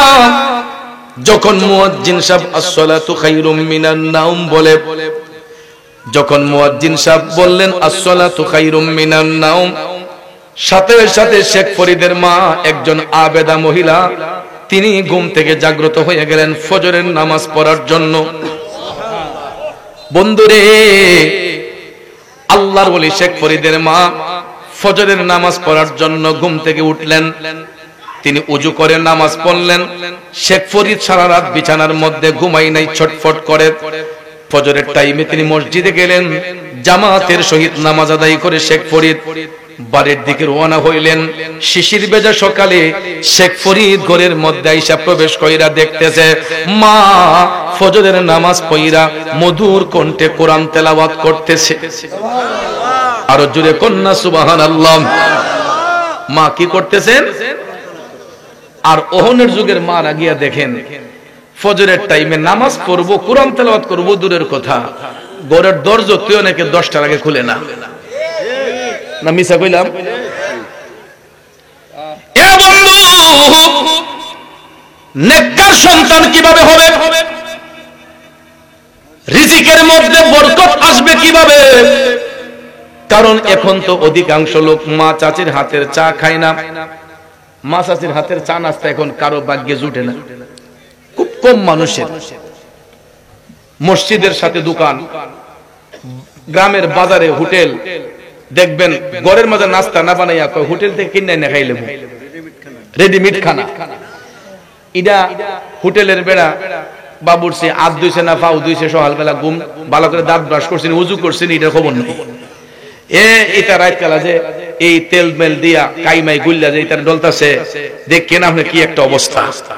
এরপরে কেরাত দোয়া ফাও দোয়া আউযুবিল্লাহ বিসমিল্লাহ কই কি না আমি জানি না, কইতেও পারে। এরপরে দেখবেন ইতারে মানুষে খাইয়া এমদে বলে গুতায় গেস্টিকে, এমদে বলে গুতায় গেস্টিকে, বড়ি খাইতে খাইতে সারা জীবন যায়। কথা কোন ঠিক না বেঠিক? বন্ধুরা আমার, বাবাজিরা, ছোট্টবেলায় আমরা দেখেছি বাপ চাচারা ফজরের নামাজ পড়িয়া মসজিদ থেকে বের হইয়া তারা কাজে যাবার আগেই বাড়িতে লম্বা উঠান ছিল। দেখলাম বাপ চাচারা চাটি বিছাইয়া উঠানের মধ্যে রিয়াল বিছাইয়া কোরআন শরীফ পড়তেছে। মা চাচিরা ফজরের নামাজ পড়ে ঘরের মধ্যে বইসা তারা কোরআন তেলাওয়াত করছে। কোরআন তেলাওয়াত শেষ কইরা ঘর বাড়ি ঝাড়ু দিয়া বিসমিল্লাহ বলে চুলার মধ্যে আগুন দিছে। এও এলপি গ্যাস না, ওটু চুলা না, সুঙ্গা দা হইতে হইতে বেরিয়েতে সুখ ফুলে গেছে না মিছা কইলা? লাকড়ির চুলা দিয়া মা চাচিরা মিয়া পাক করছে। এরপরও কেরাসিন তারা ইচ্ছে করে এত জ্বালাইছে না, হিসাব করে চলছে। সুঙ্গা দিয়ে বেরিতে ফুয়াইতে ফুয়াইতে চুলার মাঝে আগুন ধরাইয়া চা বানাইছে, নাস্তা বানাইছে। আল্লাহর বান্দারা, ঘরের সদস্যরা বিসমিল্লাহ করে যখন খাবার মুখে দিছে, এই খাবার পেটে গেছে। কোনো গ্যাস্ট্রিকের বড়ি খাওয়ান লাগছে না, কোনো ব্যথার বড়ি খাওয়ান লাগছে না। বেড়াইতে মাছাচির হাতের নাস্তা খাইয়া বাজারে গেছে, কাজ করছে, ঘন্টার ঘন্টা কাজ করছে। কথা কোন ঠিক না ঠিক? আর ওহন শতকরা 90% মানুষ গ্যাস্ট্রিকে আক্রান্ত। সবার ঘরে গিয়া অন্য কিছু না পাইলে গ্যাস্ট্রিকের বড়িটা পাইবেন। কিন্তু আগেকার যুগে সবার বাড়ি ঘরে ঘুরলে অন্য কিছু না পাওয়া গেলেও একটা নামাজের চৌকি পাওয়া যাইতো, ঘরের মধ্যে একটা নামাজের বিছনা পাওয়া যাইতো, একটা নামাজের চাটি পাওয়া যাইতো। কিন্তু ভাইয়ার আমার, এখন অধিকাংশ মুসলিম পরিবারে অনেক ঘরের মধ্যে নামাজের মুসল্লি খুঁজে পাওয়া যায় না। কারণ 12 বছরে একদিন এই ঘরের মধ্যে নামাজ হয় না, রোজা হয় না। বন্ধুরা আমার, বাবাজিরা, তাইলে বলুন কেমনে ওই ঘরের মধ্যে রহমত আসবে, বরকত আসবে? এক যুবক ভাইয়ের আমার, আগেকার যুগের মানুষের হায়াত বেশি ছিল, রিজিক বেশি ছিল, খায়া কমাইতে পারছে না। এখন বর্তমান যুগে এত ওষুধ দেওয়ার পরও, ফরমালিন দেওয়ার পরও, মেডিসিন দেওয়ার পরেও দেখা যায় ক্ষেত খামারের মধ্যে ফসলে বরকত বেশি হয় না। আগে সোলার মাঝে বাদ ফাঁক করলো তো চাউলের যে গ্রান বাড়িছে, এটা গ্রান অতি হন নাই। কথা কোন ঠিক না ঠিক? কেমিক্যাল দিতে দিতে আমাদের দেহের ভিতর কেমিক্যাল যাইতে যাইতে আমাদের কালটা অন্ধকার হয়ে গেছে। ঠিক না ঠিক? হারাম খাইতে খাইতে, চিটারি বাটপারি করতে করতে, একজন আরেকজনের হক নষ্ট করতে করতে আমাদের কাল অন্ধকার হয়ে গেছে।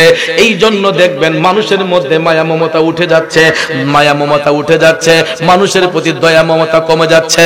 কিন্তু আগেকার যুগে মানুষ মানুষকে এত ক্ষতি করে নাই, মানুষ মানুষের পাশে গিয়ে বসছে, উদারতা দেখাইছে। এক গড় রানলে সব গড়ের মানুষ খাইছে। আর ওহন গড়ের ভিতরে কুরমা ফুল খাইলো লাগা করে এরা কইতে পারে না। কথা কোন ঠিক না ঠিক? মিয়া, রহমত আসবে কিভাবে? আমি নিজে দেখছি, আজ থেকে প্রায় 25-26 বছর আগের কথা কইতেছি, 30 বছর আগের কথা কইতেছি। আমি নিজে দেখছি আমার বড় চাচি যদি একটা মুরগের গোশত ভাত করছে, রাইন্দা সাইড আগে 3-4টা বাড়ি লইয়া, আমরা যে আরো 3 চাচার ঘর আছে, 3 চাচার ঘর পাঠাইছে। আমার ঘরে দেখছি আমার আম্মা যখন পাক করছে তখন আগেই 3টা বাড়ি দিয়া, কইটা তোমার বড় চাচি মারে দিয়াও। আমার ছোটলারে কইছে, কইটা তোমার মাইজম চাচি করে দিয়াও। তো এইভাবে একটা মুরগা খাইলেও 4-5 ঘরে মিল্লা খাইছে। কথা কোন ঠিক না ঠিক? আর এখন গরুটা জবু করে খাইলেও দেখা যায় আপন বাইরে খবর করে না। আছে না নাই? ফ্রিজ, রেডিমেড ফ্রিজ পাইছে। আগে তো এটা আসিল না, এর লাগে মানুষের দয়া মায়া মমতা বেশি আসিল। আর এখন ঘরে ঘরে ফ্রিজ আইসা দেখা যায় কুরবানি দিয়া গোশতটা আগে কলজারা গরু আইনা মানুষকে দিব দূরের কথা, ভাই বোনরে দিব দূরের কথা, কারণ আগে আমরা রেখে লই। এরপরে এই যে ফ্রিজও জমাইতেছে, ইডার গোশতের মরা রক্তগুলা জমতে জমতে জমতে জমতে ফ্রিজের লাইন নষ্ট হয়ে গেছে। পরে সব গোশত যখন ফসা ধরে লিছে, তখন চিন্তা করছে কি করব, কই হুজুর এনে একটু দোয়া করে লো করো। হুজুর রাও মিয়া জিব্রার মাঝে দিল ওই বুঝালা কোনটা ফ্রিজের গোশ আর কোনটা রেডিমেড গোশ। হুজুর কি কম মনে করছেন, রাতা খাইতে খাইতে এমন অবস্থা হইছে, জিব্রা দিলে বুঝতারে মাছটা কি ফ্রিজের নাকি টাটকা, গোশতটা ফ্রিজের না টাটকা, এটা জিব্রা দিলে বুঝন যায়। এই রাডারটা কি মনে করেন কম?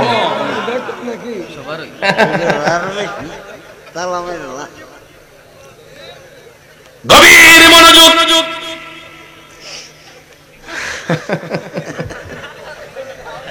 কথা ঠিক না? এই যে এমন একটা রাডার আল্লাহ দিছে, এটার মাঝে লাগাইলে বুঝুন যে কোনটা ফ্রিজের আর কোনটা ইয়ে। এই মেশিন আল্লাহ দিয়ে দিছে, এটা দিছে কে? এরপরও আল্লাহর নিয়ামতের শুকরিয়া আদায় করতে চায় না। বন্ধুরা আমার, মানুষের প্রতি মানুষের দরদ থাকতে হবে, ভালোবাসা থাকতে হবে। যেই কথাটা বলেছিলাম, এই দরদ যদি রাখতে হয় বেশি বেশি করে ইত্তাকুল্লাহ, আল্লাহকে ভয় করতে হবে, নামাজ পড়তে হবে, রোজা রাখতে হবে, মানুষের সঙ্গে সৎ আচরণ করতে হবে। বন্ধুরে, শেখ ফরিদের মায়ের কথা বলেছিলাম, মা ফজরের নামাজ পড়লেন, কোরআন তেলাওয়াত করলেন। কোরআন তেলাওয়াত করে শেখ ফরিদ যখন মায়ের শিয়রে দাঁড়ালেন, মা বুঝতে পারলেন পিছনে কেউ দাঁড়িয়ে আছে। দাঁড় ফিরাইয়া তাকাইয়া দেখে গো কলিজার টুকরা সন্তান শেখ ফরিদ মার শিয়রে দাঁড়ানো। সন্তানের চোখের দিকে তাকাইয়া মা বুঝতে পেরেছে নিশ্চয়ই আমার শেখ ফরিদ আজকে রাতে ঘুমাই নাই। কারণ সন্তানের মুখ দিয়ে চাইলেই মা বুঝতে পারে তার জাদুর কি প্রয়োজন, ঠিক না ঠিক? তার সন্তানের হাব ভাবটা মা চেহারার দিকে তাকাইলে বুঝা যায়। কথা কোন ঠিক কিনা? বন্ধুরা আমার, বাবাজিরা, শেখ ফরিদ মার কাছে যখন দাঁড়ানো, মা ডাক দিয়ে কই, শেখ ফরিদ কিরে বাজান, চোখ গোলা দিকে আগুনের মতো লাল, এখনো কি ঘুমাও নাই? শেখ ফরিদ ডাক দিয়া কয়, মা আপনি ঠিকই বলেছেন গো মা, আমি ঘুমাই নাই। কেন রে পুত, কেন ঘুমাস নাই কেন? শেখ ফরিদ ডাক দিয়া কয়, মা তোমার দুয়ার বরকতে পৃথিবীর মধ্যে এমন কোন মানুষ আমি দেখি না যে আমার কাছে কোনো টাকা পয়সা পাবে। জানা মতো গো মা, আমি সবার ঋণ পরিশোধ করে দিছি। মা কয়, তা তো ভালো কথা, কি হইছে? কয়, মা আমার তো একটা ঋণ এখনো বাকি আছে। এটা আবার কি শেখ ফরিদ? তখন শেখ ফরিদ কয়, মা গো আমি তো ছোট্টবেলায় তোমার স্তন থেকে দুধ পান করেছি। মা আমি তো তখন অবুঝ ছিলাম না, বালক ছিলাম, তখন তো রোজগারি ছিলাম না, কাজ করতে পারতাম না। আমি তোমার স্তন থেকে দুধ পান করেছি। মাগো আমি তো তোমার কাছে ঋণী হয়ে আছি। এখন যেহেতু আমি রোজগারি, আমার টাকা পয়সা আছে, সম্পদ আছে, মা বলো কত টাকা দিলে আমি তোমার দুধের ঋণ শোধ করতে পারবো? এই কথাটা শোনার সঙ্গে সঙ্গে দরদি মায়ের চোখের পানিগুলা টপ টপ করে পড়তে লাগলো। মা বাক শক্তি বন্ধ হয়ে গেছে। আরে আমার পাগল ছেলে শেখ ফরিদ কি কয়? মা কোনো কথা বলে না।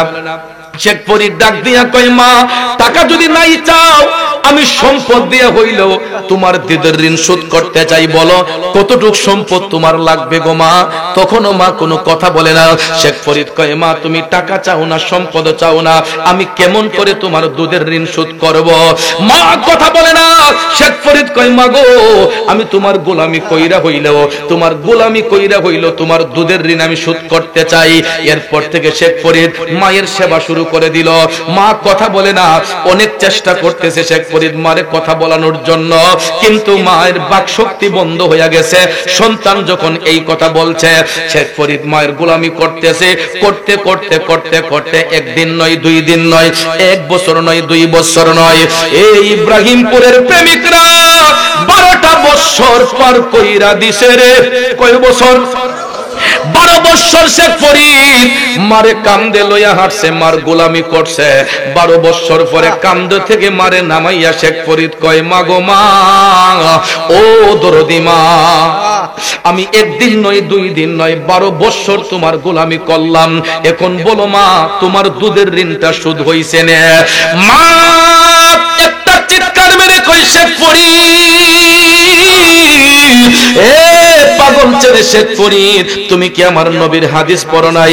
আমার রাসূল বলেছেন মৃত্যুর আগের দিন পর্যন্ত সন্তান মায়ের গোলামি করলে পৃথিবীর কোন সন্তান মায়ের 1 ফোঁটা দুধের ঋণ শোধ করতে পারবে না। এ শেখ ফরিদ, তুমি 12 বছর গোলামি করে জানতে চাচ্ছ আমার দুধের ঋণ শোধ হইছে না? আমার নবীর কথা যদি সত্য হয়, তুমি 12 বছর কেন, সারা জীবন যদি আমি মায়ের গোলামি করো, এরপর আমি মায়ের 1 ফোঁটা দুধের ঋণ শোধ করতে পারবা না। যেরকম আল্লাহু আকবার, আল্লাহু আকবার, ইয়া রাসূলুল্লাহ।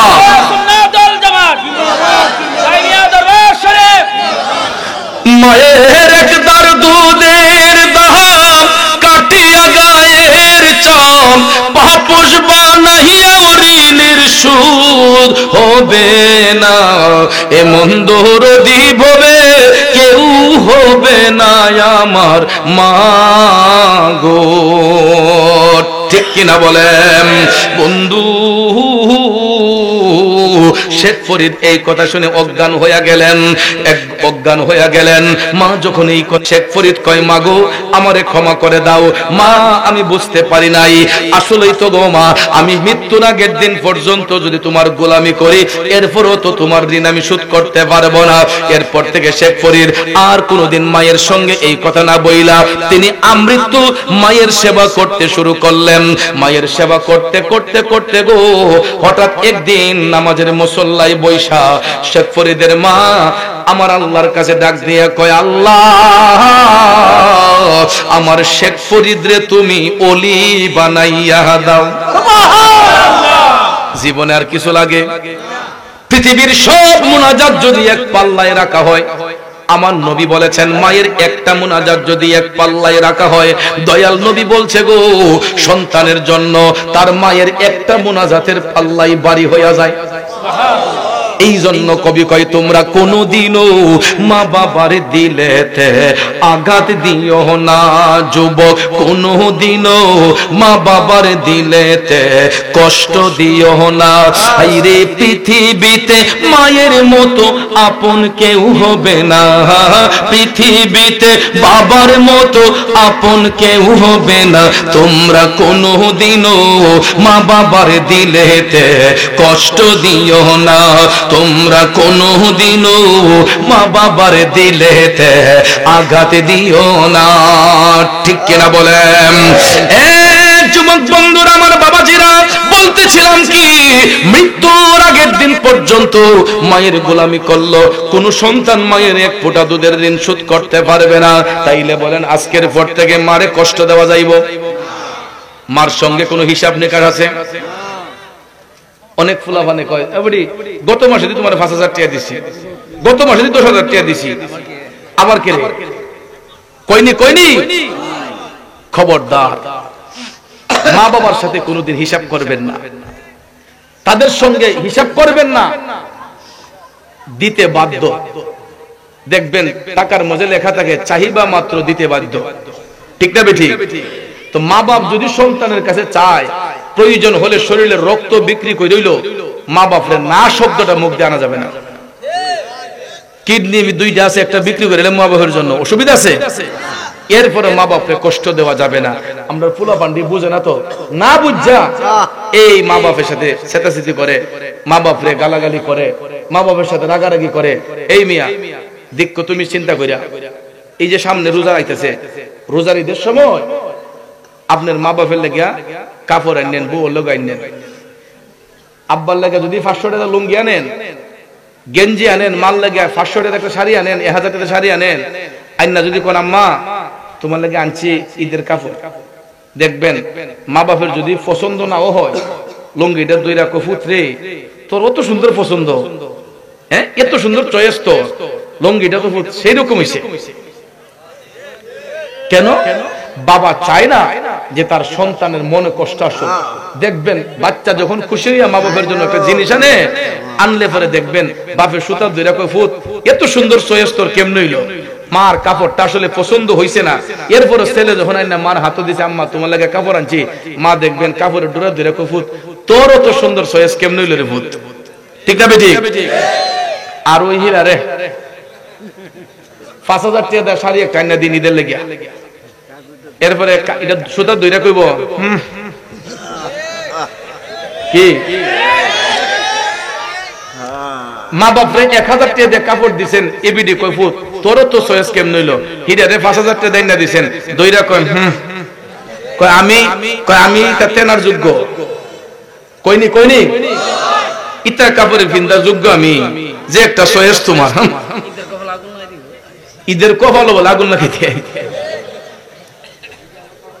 ভাই, সবজি দিয়ে ওইটারে খুশি করন যায় না, কিন্তু মা বাপরে অল্প দিয়ে খুশি করন যায়। কথা কোন ঠিক না বেঠিক? এই জন্য যুবক আবার তাই বলে না দিতেন, দিতেন না, অবশ্যই দিতে হইব, কারণ এটা আপনার অর্ধাঙ্গিনী, তো স্ত্রী তো স্বামীর দেহের অর্ধাঙ্গিনী। ঠিক না বেঠিক? স্ত্রীকে স্ত্রীর মর্যাদা দিতে হবে, মা বাপকে মা বাবার আসনে রাখতে হবে। কথা কোন ঠিক না বেঠিক? কিন্তু ভাইয়ার আমার, দালান কোঠা বানায়া মা বাপকে কষ্ট দিবেন, স্ত্রী নিয়ে আরাম করবেন। আমার রাসূল বলেন বরবাদ হইয়া যাবেন, ধ্বংস হইয়া যাবেন। কারণ ভাইয়েরা রে, আমার দয়াল নবীর কাছে একজন উম্মত গিয়ে বসলেন, সাহাবী একজন বসলেন নবীর কদমে।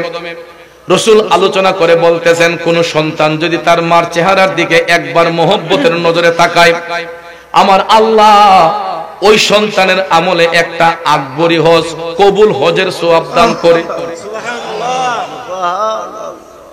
আচ্ছা, হাজী সাহেবরা 6 লাখ 7 লাখ টাকা খরচ কইরা মক্কা শরীফ মদিনা শরীফ যায়।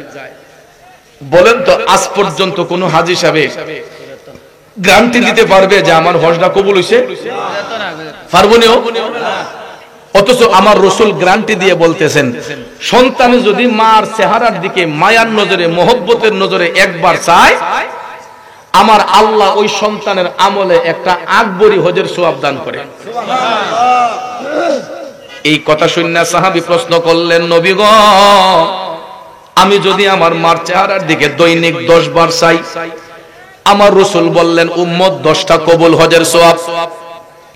সুবহানাল্লাহ কয় না? সাহাবী ডাক দিয়া কয়, নবী গো, আমি যদি আমার মার চেহারার দিকে দৈনিক 100 বার তাকাই, আমার নবী কয় 100টা কবুল হজের সওয়াব। সাহাবী বললেন, নবী গো, আমি যদি তার চাইতে বেশি তাকাই, আমার নবী ডাক দিয়া কয়, উম্মত তুমি যত 1000 বার, যত কোটি বার তোমার মার চেহারার দিকে মহব্বতের নজরে চাইবা, আমার আল্লাহ তত 1000 কবুল হজের সওয়াব তুমি সন্তানের আমলে লিখে দিবে।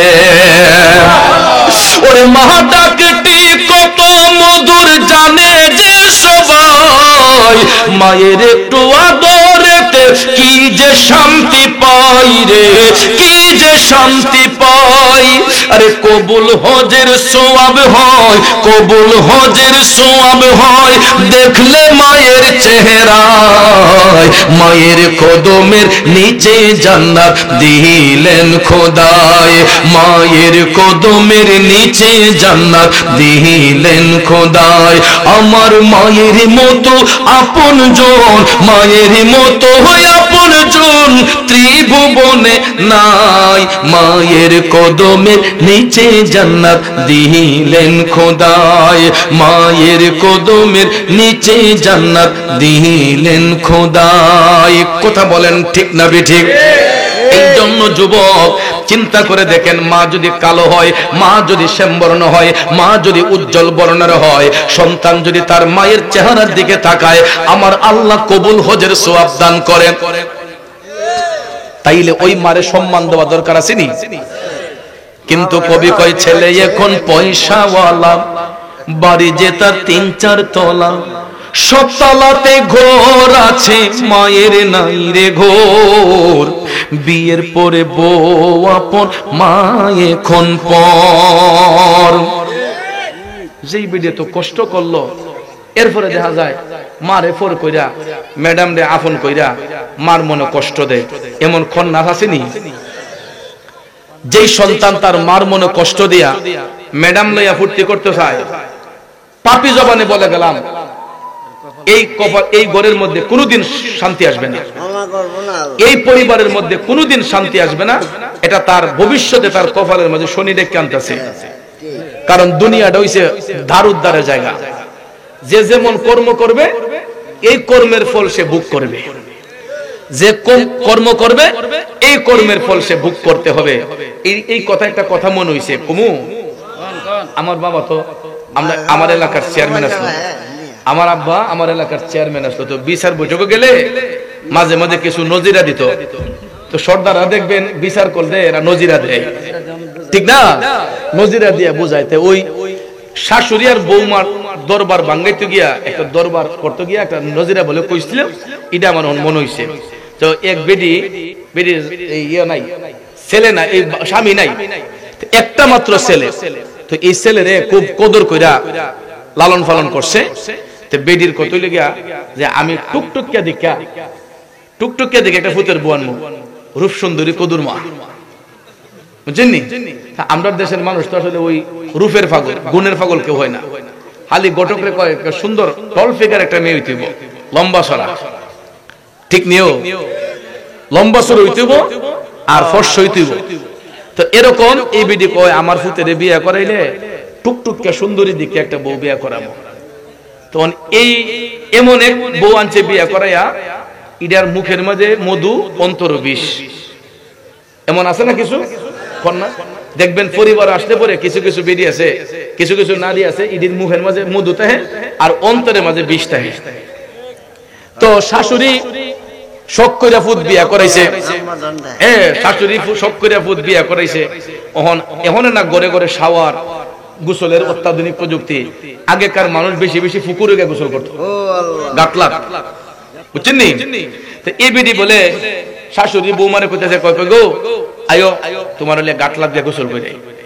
তে মুরব্বী মানুষ বৌমারে লিয়া গাটলা গোসল করতে গেছে, তে কইতেছে বৌমা আমার ফিটটা একটু মাইজা দাও না। তে ফুতের বউ আর নিজের মেয়ে কি, মেয়ে মনে করে শাশুড়ি কইছে যে বুড়ি আমার ফিটটা একটু মাইজা দাও। আচ্ছা মা দিতেছি। ওই যে মুখ মিষ্টি শাশুড়ি যখন ফিট দিছে, ওহন এ বেডে আটটা দিয়া ফাউ দিয়া শাশুড়ির ফিট গসাইতেছে। নাউজুবিল্লাহ কইতে না? শাশুড়ি তো সামনে চাওয়া, বিড়ি তো পিছে দেখতেছে না। এখন এই খন্নাস বিড়ি তার ফাউ দিয়া শাশুড়ির ফিট কি করতেছে, গসতাছে। শাশুড়ি আবার জিগাইতেছে, শাশুড়ি আম্মা ভাল লাগেনি? কহ জি ভাল লাগতেছে। আল্লাহর কি রহমত, এই ছেলের বউয়ের পেটও আল্লাহ দিছে আরেক ফুট। এই ছেলের বউয়ের পেটও আল্লাহ আরেক ছেলে দিছে। অন্ত এই বিটির দাদি গেছে গা, উনি মা হইছে। এখন এই বিটি কি সারা জীবন ফুতের বউ থাকবো? বিটির শাশুড়ি তো না, এই শাশুড়ি মারা গেছে। এখন এই বিটি যখন আস্তে আস্তে বয়স বাড়তেছে, বিটির চুল পাহা ধরছে।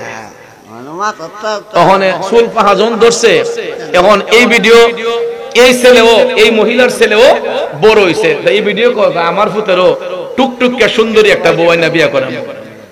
এরপরে দেখা যায় সত্যি সত্যি টুকটুকিয়া সুন্দরী বিয়া করাইছে। করার পরে এখন তাই তো আর বৌমা না, অন্তবেটি শাশুড়িছে। অন্তবেটি শাশুড়িছে, কই গো আমি আমার হরির লিয়া গাটলাত গোসল করছি, আয়ো তোমার লিয়া গাটলাত গোসল করে। তখন এই বিডিরও মুখে বিষ, মুখে মধু, অন্তরে বিষ। আচ্ছা আম্মা চলেন। মনে মনে কয় বিডি রাগ তোরে দেখাম। গাটলাত গেছে গোসল করতো। এরপরে বিডি কয় গো আমি আমার শাশুড়ির ফিট উঠ গৈসা দিছি, ও বিডি আমার ফিটটা একটু মাজা দাও না। ওখানে এই বিডি নিত চাই হাত, জায়গা ফাও, দিত চাই হাত দিয়া, জায়গা তার ফাও। ওহন এই ফাও দিয়ে গসছে। তে ভাইয়ার আমার, বন্ধুর আমার, বিচারটা আল্লাহ করছেনি, কথা কোন করছেনি? কারণ ওই মহিলা যদি তার শাশুড়ির খেদমতটা ঠিকভাবে করত, তার ফুতের বউয়া তারে সঠিকভাবে যত্ন করত। সে যেহেতু করে নাই, এই জন্য তার ঔরসজাত সন্তানের ফুতের বউ তার লগে এই কাম করছে। কথা কোন ঠিক কিনা? এই জন্য আমি প্রায় মাহফিলে বলি, বাবা ভালো তো ছেলে ভালো, মা ভালো তো জি, গাই ভালো তো বাছুর ভালো, দুধ ভালো তো ঘি। ওরে বাবা ভালো তো ছেলে ভালো, মা ভালো তো জি, গাই ভালো তো বাছুর ভালো, দুধ ভালো তো ঘি। বাজান আমার গাছের গোড়া যদি সুন্দর হয়, আগার ফল সুন্দর হয়। গোড়ায় যদি সমস্যা থাকে, আগার ফল কোনোদিন সুন্দর হবে না। ঠিক না বেটে? এই জন্য গার্জেনকে সচেতন হতে হবে, গাছের গোড়াকে মজবুত করতে হবে। আমরা যদি এখন থেকে ভালো কিছু কাজ করি, মা বাবার সেবা করি, আমাদের সন্তানগুলো আমাদের সেবা করবে। বেশি দূরে যাইতাম তো, আমরা ঘর থেকে বাইরে আমরা সাইরো বাইরে আমরা মার পাওয়া সালাম কইরা মার দোয়া লইয়া বাইরে। তা আমি প্রায় সময় আমার আম্মার জুতার বাস্কর থেকে খুললা খুললা মুছি। তে আমার ছেলেগুলা পেলাম ফলো করে। তা আমি সেদিন দেখি আমার মাইজম ছেলে আমি যখন ঘর থেকে বাড়িমু, তে আমি চোখের সামনে কেউ পাইতেছি না। তো মনে করছে বাবা হন বাসার থেকে বাইরিব, আমার ফুতে আমার জুতা নিয়া ফাঁক করো একটা নেকড়া দিয়া হে মুছতাছে। আমি কই বাবা তুমি ফাঁক করো কি? দেখো বাবা তোমার জুতা ডি মুচ্ছা দিতেছি। মাত্র 8 বছরের ছেলে, আমি কিন্তু তারে বলিও নাই। তো চিন্তা করলাম আমি যে আমার মার জুতা মুছতাছি, আমার ছেলে তো দেখছে, এই জন্য সে তার বাবার জুতাটাও মুছা দিতেছে। ভাইয়ার আমার, বন্ধুর আমার, এগুলো হচ্ছে পারিবারিক শিক্ষা। পারিবারিক শিক্ষা যদি সঠিকভাবে বাচ্চাদেরকে না দেওয়া হয়, এদের ভবিষ্যৎ অন্ধকার। কারণ বাচ্চারা কাদামাটির মতো, কাদামাটি দিয়ে দেখবেন যা ইচ্ছা তা বানানো যায়। বাচ্চারা হলো কাদামাটির মতন, এদেরকে ছোটবেলা থেকে যা শিক্ষা দিবেন এরা এটাই শিক্ষা নিবে, ঠিক না ঠিক? এই জন্য পারিবারিক ভাবে বাচ্চাদেরকে মা বাবার প্রতি, দাদা দাদির প্রতি দরদ দেখাতে হবে, তাদেরকে সেই দিকে ডাইভার্ট করতে হবে। এখন তো অধিকাংশ ছেলে কদম বুসি কি জিনিস এটা ভুলে গেছে, পায়ে ধরে সালাম করে না, মা বাবারও সালাম করে না, এমন খন্নাস আসেনি? কিছু কিছু আধুনিকতার স্পর্শ আইসা, আধুনিকতার স্পর্শ আইসা দেখা যায় কয় মাথা নিয়ে সালাম করলে বলে শিরিক হয়ে যায়, এই জন্য কদম বুসি করে না। এটা ইহুদি খ্রিস্টানদের দেশে থাইকা আমি দেখছি, যারা লন্ডন আমেরিকা থাকে, ইউরোপের দেশে থাকে, মিডল ইস্টের বিভিন্ন দেশে থাকে, ওই এখান থেকে আইয়া বাংলাদেশ হইয়া ডেলিভারি দেয় ফতুয়া, কহি খানো বলে কোন শায়েখ, ওই ইউটিউব বক্তা আছে না কতলা শায়েখ মাদানি সাদানি, এগুলার মুখের বক্তব্য হই না, আইয়া কই না না অমুক শায়েখ সাহেব কইছে ফাউদিরা সালাম করলে শিরিক হয়ে যাবে গা। কিন্তু দেখেন কদম বুসি হচ্ছে আদবের একটা উত্তম পন্থা, কদম বুসি আদবের একটা উত্তম পন্থা। সিহাসিত্তার হাদিস দ্বারা কদম বুসি জায়েজ, সিহাসিত্তার হাদিস দ্বারা কদম বুসি জায়েজ। বুখারী শরীফ এবং মুসলিম শরীফ এগুলা কি সিহাসিত্তার হাদিস না? শুনেন, ইমাম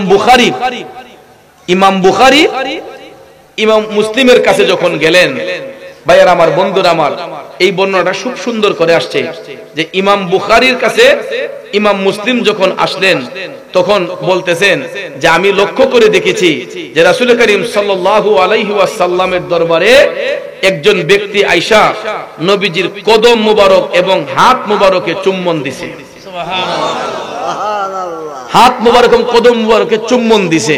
ভাইয়ার আমার, তাই বলে সিজদা নয়, কারণ সিজদার মালিক একমাত্র কে? আল্লাহ। আল্লাহ ব্যতীত অন্য কেউ সিজদার অধিকারী নয়।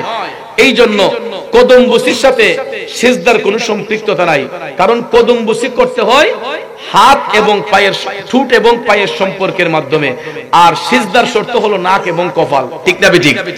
সিজদার শর্ত হলো নাক এবং কপাল, কদম বুসির শর্ত হলো পাও এবং ঠোঁট, অঙ্গগুলোই আলাদা, ঠিক কিনা বলেন?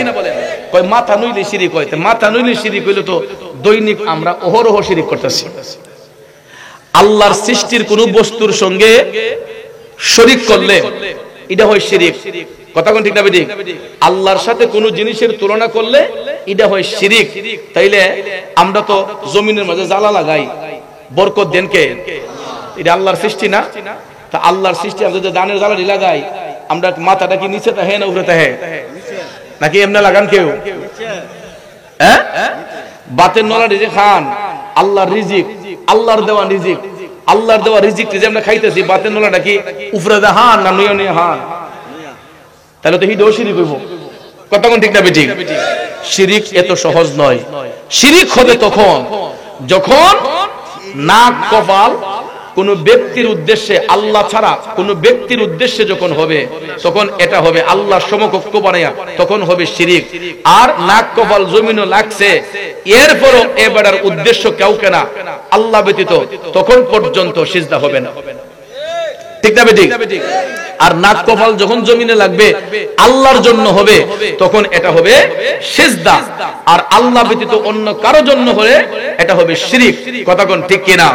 এই জন্য ভাইয়েরা আমার, আমরা তো নাক কপাল দিয়া কেউ কদম বুসি করি না, আমরা ঠোঁট দিয়া পায়ের মাঝে চুমা দেই, কথা কোন ঠিক না? ঠোঁট দিয়া পায়ে চুম্বন দেওয়া কার কার? মা বাবার কদমে, উস্তাদের কদমে, মুরব্বীদের কদমে, বড় ভাইয়ের কদমে, বড় বোনের কদমে। আসল নিয়মে কদম বুসি হলো ঠোঁট দিয়া পায়ে চুমা দেওয়া, এটারে কয় কদম বুসি। কদম এটা ফার্সি ভাষার সংমিশ্রণে গঠিত, আরবি এবং ফার্সি। তো এর অর্থ হচ্ছে পা, বুসি মানে চুম্বন, বুসি মানে চুম্বন, এটাও আরবি এবং ফার্সি ভাষা। বুসি মানে চুম্বন, পায়ের মধ্যে চুম্বন, ঠোঁট দিয়া পায়ে চুম্বন করার নাম হচ্ছে কদম বুসি। তো এটা কাকে করব? মুরব্বীদেরকে, মা বাবা, উস্তাদ, পীর মুর্শিদ, বড় ভাই, বড় বোন, তাদেরকে আমরা কদম বুসি করব। আর পরস্পর বন্ধু বান্ধব সাক্ষাৎ হলে, আমরা যখন পরস্পর সাক্ষাৎ হয় তখন সালাম বিনিময় করবেন, আসসালামু আলাইকুম ওয়া রাহমাতুল্লাহ, ঠিক কিনা বলেন? তারপরে মুরব্বীদের কাছে গেলে, মা বাবার কাছে গেলে তাদের দোয়া নেওয়ার জন্য নিজেকে বিনয়ী কইরা কদম বুসি করতে হয়, পায়ে ধরে সালাম করতে হয়। আমরা দেশের মধ্যে দেখবেন কিছু ফাতলা পণ্ডিত আছে, সালাম করতে গেলে না না পারে না, পারে না, কোনো না, পায়ে ধরে সালাম পারে না, তাই বড় মুফতি গেছে। আদা ব্যাপারীরা জাহাজের খবর নিতে আসে। এই সমস্ত কারণে দেখবেন অনেক পরিবারে সন্তানগুলা বিয়াদব হইয়া যায়। আমি অনেক বিয়ে শাদীর মাঝে যাই না, অনেক বিয়ে শাদীর মাঝে দেখবেন বিয়া ফরানোর পরে অনেক সময় বলি যাই তোমার শ্বশুরে সালাম করো, তোমার এই বাবারে সালাম করো, তখন আলগা কথা ফোন দিতেছে, না না দাঁড়াই আসসালামু আলাইকুম কইলো, ঠিক না বেটি? এই যে তার এখান থেকে তার নতুন জীবন শুরু হইব মুরব্বীদের দোয়া নিয়া, এখানে তারে বিয়াদব বানাইতেছে না, আর একটা সালাম দিলাও সবাই রে। কিন্তু উচিত হলো তার বাবা তার শ্বশুর এখানে মুরব্বী যারা আছে তাদেরকে কদমবুসি করা, তাদের দোয়া নেওয়া, কথা কোন ঠিক না বেটি? তখন মুরব্বীদের আত্মার দোয়াটা ওই লোকটার প্রতি যায়। কিন্তু ফাতলা পণ্ডিতরা না মুগ্ধা সালাম করলাম আসসালামু আলাইকুম, বুঝোস না কিছু। এরপর থেকে দেখবেন সাংসারিক জীবনে তার অশান্তি শুরু হয়, কথা কোন ঠিক না বেঠিক? সাংসারিক জীবনে এই ছেলেগুলা অশান্তির ধাবানলে চলে, কারণ আদবের শিক্ষা নাই। এই জন্য ভাইয়ার আমার, আদবে আউলিয়া বিআদবে শয়তান, যার মধ্যে আদব নাই তাজিম নাই তার মধ্যে কিছু নাই। তাইলে আমরা কদমবুসি জায়েজ, এর পিছনে অনেক ফতোয়া আছে। যদি চান আমার কাছে প্রায় 22টা দলিল আমি রাখছি, কদমবুসি জায়েজ এর ফতোয়া আমি দিতে পারবো যে কোনো মুহূর্তে, যে পায়ে ধরে সালাম করা জায়েজ জায়েজ জায়েজ, কথা কোন ঠিক না বেঠিক? একটু দুরূদ শরীফ পড়েন, আল্লাহুম্মা সাল্লি আলা সাইয়্যিদিনা মুহাম্মাদ নাবি শাফিয়ানা মাওলানা মুহাম্মাদ নাবি।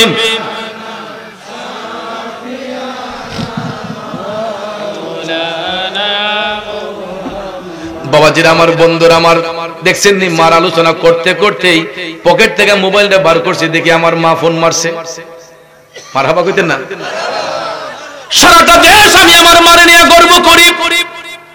রাত 12টা হয়, 1টা হয়, 2টা হয়, আমার মোবাইলে অন্য কেউ রিংটোন বাজায় না। দেখছেন নি আমার আম্মা জান, আমার মা আমাকে টেলিফোন দিয়েছে, রাত যখন 12টা ওভার হইয়া যায়, মার চোখের মধ্যে ঘুম নাই, টেলিফোন দিয়ে কই ফুত কই আসো, ঠান্ডা কেমন, রাস্তায় কুয়াশা আসেনি। এই যে দেখেন সন্তানের প্রতি মার যে টানটা, আমরা কেমনে ওই মার মনে কষ্ট দিয়ে আঘাত দেই যুবক। এই জন্য রাসূল বলেছেন মৃত্যুর আগের দিন পর্যন্ত সন্তান মার গোলামি করলে মার দুধের ঋণ শোধ করতে পারবে না। এই দ্বিতীয় কারণ হলো এটা। আসুন সামনে যাই সাহাবীর তৃতীয় প্রশ্নের জবাবে। রাসূল আবারও মাকে সম্মানিত করছেন। তৃতীয় সম্মান দেওয়ার কারণটা কি জানেননি? তৃতীয় সম্মান দেওয়ার কারণটা হইল, আমরা সন্তানগুলা দুনিয়াতে আসার পরে মায়ের স্তনের দুধ পান কইরা বয়সটা যখন 1 কিংবা 2 বছর হয়, তখন কিন্তু আমরা দুনিয়ার কোনো বিদ্যালয়ে ভর্তি হই নাই, না হইছেন? 1-2 বছরের সন্তান দুনিয়ার কোনো বিদ্যালয়ে ভর্তি হয় নাই, কিন্ডারগার্টেনে ভর্তি হয় নাই, কেজি স্কুলে ভর্তি হয় নাই, মক্তবের মধ্যে যায় নাই। তখন আমরা সন্তানগুলা ভর্তি হই আমাদের মায়ের বিদ্যালয়ে, কারণ সন্তানের মুখের মধ্যে সর্বপ্রথম ভাষা শিক্ষা তুলে দিয়েছেন মা, ঠিক না বেঠিক? আমরা যে আব্বা ডাক শিখছি, আম্মা ডাক শিখছি, ভাইয়া ডাক শিখছি, আফা ডাক শিখছি, এটা কার কাছ থেকে শিখছি? মার কাছ থেকে শিখছি, কথা কোন ঠিক না বেঠিক? এই জন্য ভাইয়েরা আমার, পৃথিবীর সন্তানগুলা আমরা দুনিয়ার কোন বিদ্যালয়ে ভর্তি হওয়ার আগে মায়ের বিদ্যালয়ে ভর্তি হয়েছে, কারণ একটা সন্তানের সর্বপ্রথম অভিভাবক হলো শিক্ষক, হলো মা। এই জন্য শুধু মা শিক্ষকের দায়িত্ব পালন করে নাই। এই সমাজের মধ্যে কিছু কিছু মা, এই সমাজের মধ্যে কিছু কিছু মা দিনকে দিন বলে নাই, রাতকে রাত বলে নাই, মাথার গাম পায়ে ফেলে অক্লান্ত পরিশ্রম করে বাচ্চাটাকে মানুষের মতো মানুষ করার চেষ্টা করেছে, ঠিক কিনা কোন? মাঝে কেমন জিনিস আমি নিজে দেখেছি। এ যুবক, আমার বাসায় একটা মহিলা কাজ করত। আমি আরেকদিন একটা মাহফিলে বলছিলাম কথাটা। মহিলাটা আমার বাসায় কাজ করত, সকাল 10টায় আসতো, থালা বাসন ধুইয়া গরুর মুইসা কাপড় ধুইয়া চলে যাইত। দুপুরের খাবারটা আমার ঘরে খাইতো। তা আমি বাচ্চার মারে বলতাম যে এ দেখলাম খাবার বাড়াই দিও, বেশি করে দিও। কয় এই তো ঘরে বসে খায় না, বেশি করে দিই। কি করে? কয় 2-3টা বাটি সাথে নিয়ে আসে, প্লাস্টিকের বক্স 2-3টা বক্স সাথে নিয়ে আসে। তো আমার ম্যাডাম যখন খাবার দিতে যায়, তখন কয় আন্টি আমার খাবারটি বক্সে দিলাম। কবিটি তুমি খাইয়া যাও। কয় না, আমার খাবারটাই আমার বক্স দিলাম, আমার তো বাচ্চা আছে বড়, হেরা রাখছি যে ইডি নিয়ে হেরা লইয়া বইয়া খামু। আমি কথাটা শোনার সঙ্গে সঙ্গে আমার চোখের পানিগুলা টপ টপ করে ঝরা শুরু করছে। আজকে দেখেন মা ঘরে কাজ কইরা, অন্যের ঘরে কাজ কইরা নিজের খাবারটা দিয়েও তার বাচ্চাদের রিজিকের ব্যবস্থা করে। আমি যখন শুনলাম বক্সের খাবারগুলা ঘরে নিয়ে তার বাচ্চাদেরকে নিয়ে খাইবে, আমি আমার বাচ্চার মাকে বলছি, দেখো কোনদিন তারে কিন্তু বাসি খাবারগুলা দিবা না, নতুন টাটকা খাবার যেগুলা তৈরি হয় তার বক্সগুলা বইরা বইরা দিয়ে দিবা। কারণ আজকে আমার আপনার ঘরের খাবার কত কুকুর বিড়ালে খায়, আমার আপনার ঘরের কত খাবার আমরা বাড়ির পিছন দিয়ে ফেলে দেই। কিন্তু দেখেন দুমুঠো খাবারের জন্য এই মহিলাটা নিজের খাবারটা বাচ্চার জন্য নিয়ে যায় ঘরের মধ্যে, যে বাচ্চাদেরকে নিয়ে বসে খাবে। ওই সন্তানগুলা মানুষের মতো মানুষ হইয়া যদি মারে কষ্ট, ওই সন্তানগুলা বড় হইয়া যদি মারে কষ্ট দেয়, তাইলে বলেন ওই মায়ের মনটা কেমন হয়? আজকে মানুষের বাড়িতে কাজ কইরা কত মা তার বাচ্চারে হাফেজ বানাইছে, আলেম বানাইছে, পুলিশ অফিসার বানাইছে, আসেনি? কত বাড়িতে কাজ কইরা মা সন্তানটাকে মানুষের মতো মানুষ করছে। এই জন্য যুবক, কোনদিন তোমরা মায়ের মনে কষ্ট দিও না। বন্ধুরে, সন্তানের যদি একটু জ্বর হয়, ব্যথা হয়, বেদনা হয়, দেখবেন মা কান্দে আর আমার আল্লাহরে ডাক দিয়া কই, হাতে পায়ে তেল মাইখা মায় দিল শক্ত করি, প্রসাব পায়খানায় আমি মায়ের কোলে করি, তবু না আমার রাগ হইল ভিজলো গোয়ে মুতে, আমারে শুকনায় রাখিয়া মাই থাকে ভিজাতে। আরে অসুখ হইলে দেখি চায় আমার মাই রয়েছে বিছানায় বহিয়া রে, বলে আমায় আল্লাহ যাও গো লইয়া সন্তানের নিও না, দুঃখের দরদি আমার জনম দুঃখী মা, গর্ভধারিণী মা, জনম দুঃখিনী মা, দুঃখের দরদি আমার জনম দুঃখী মা।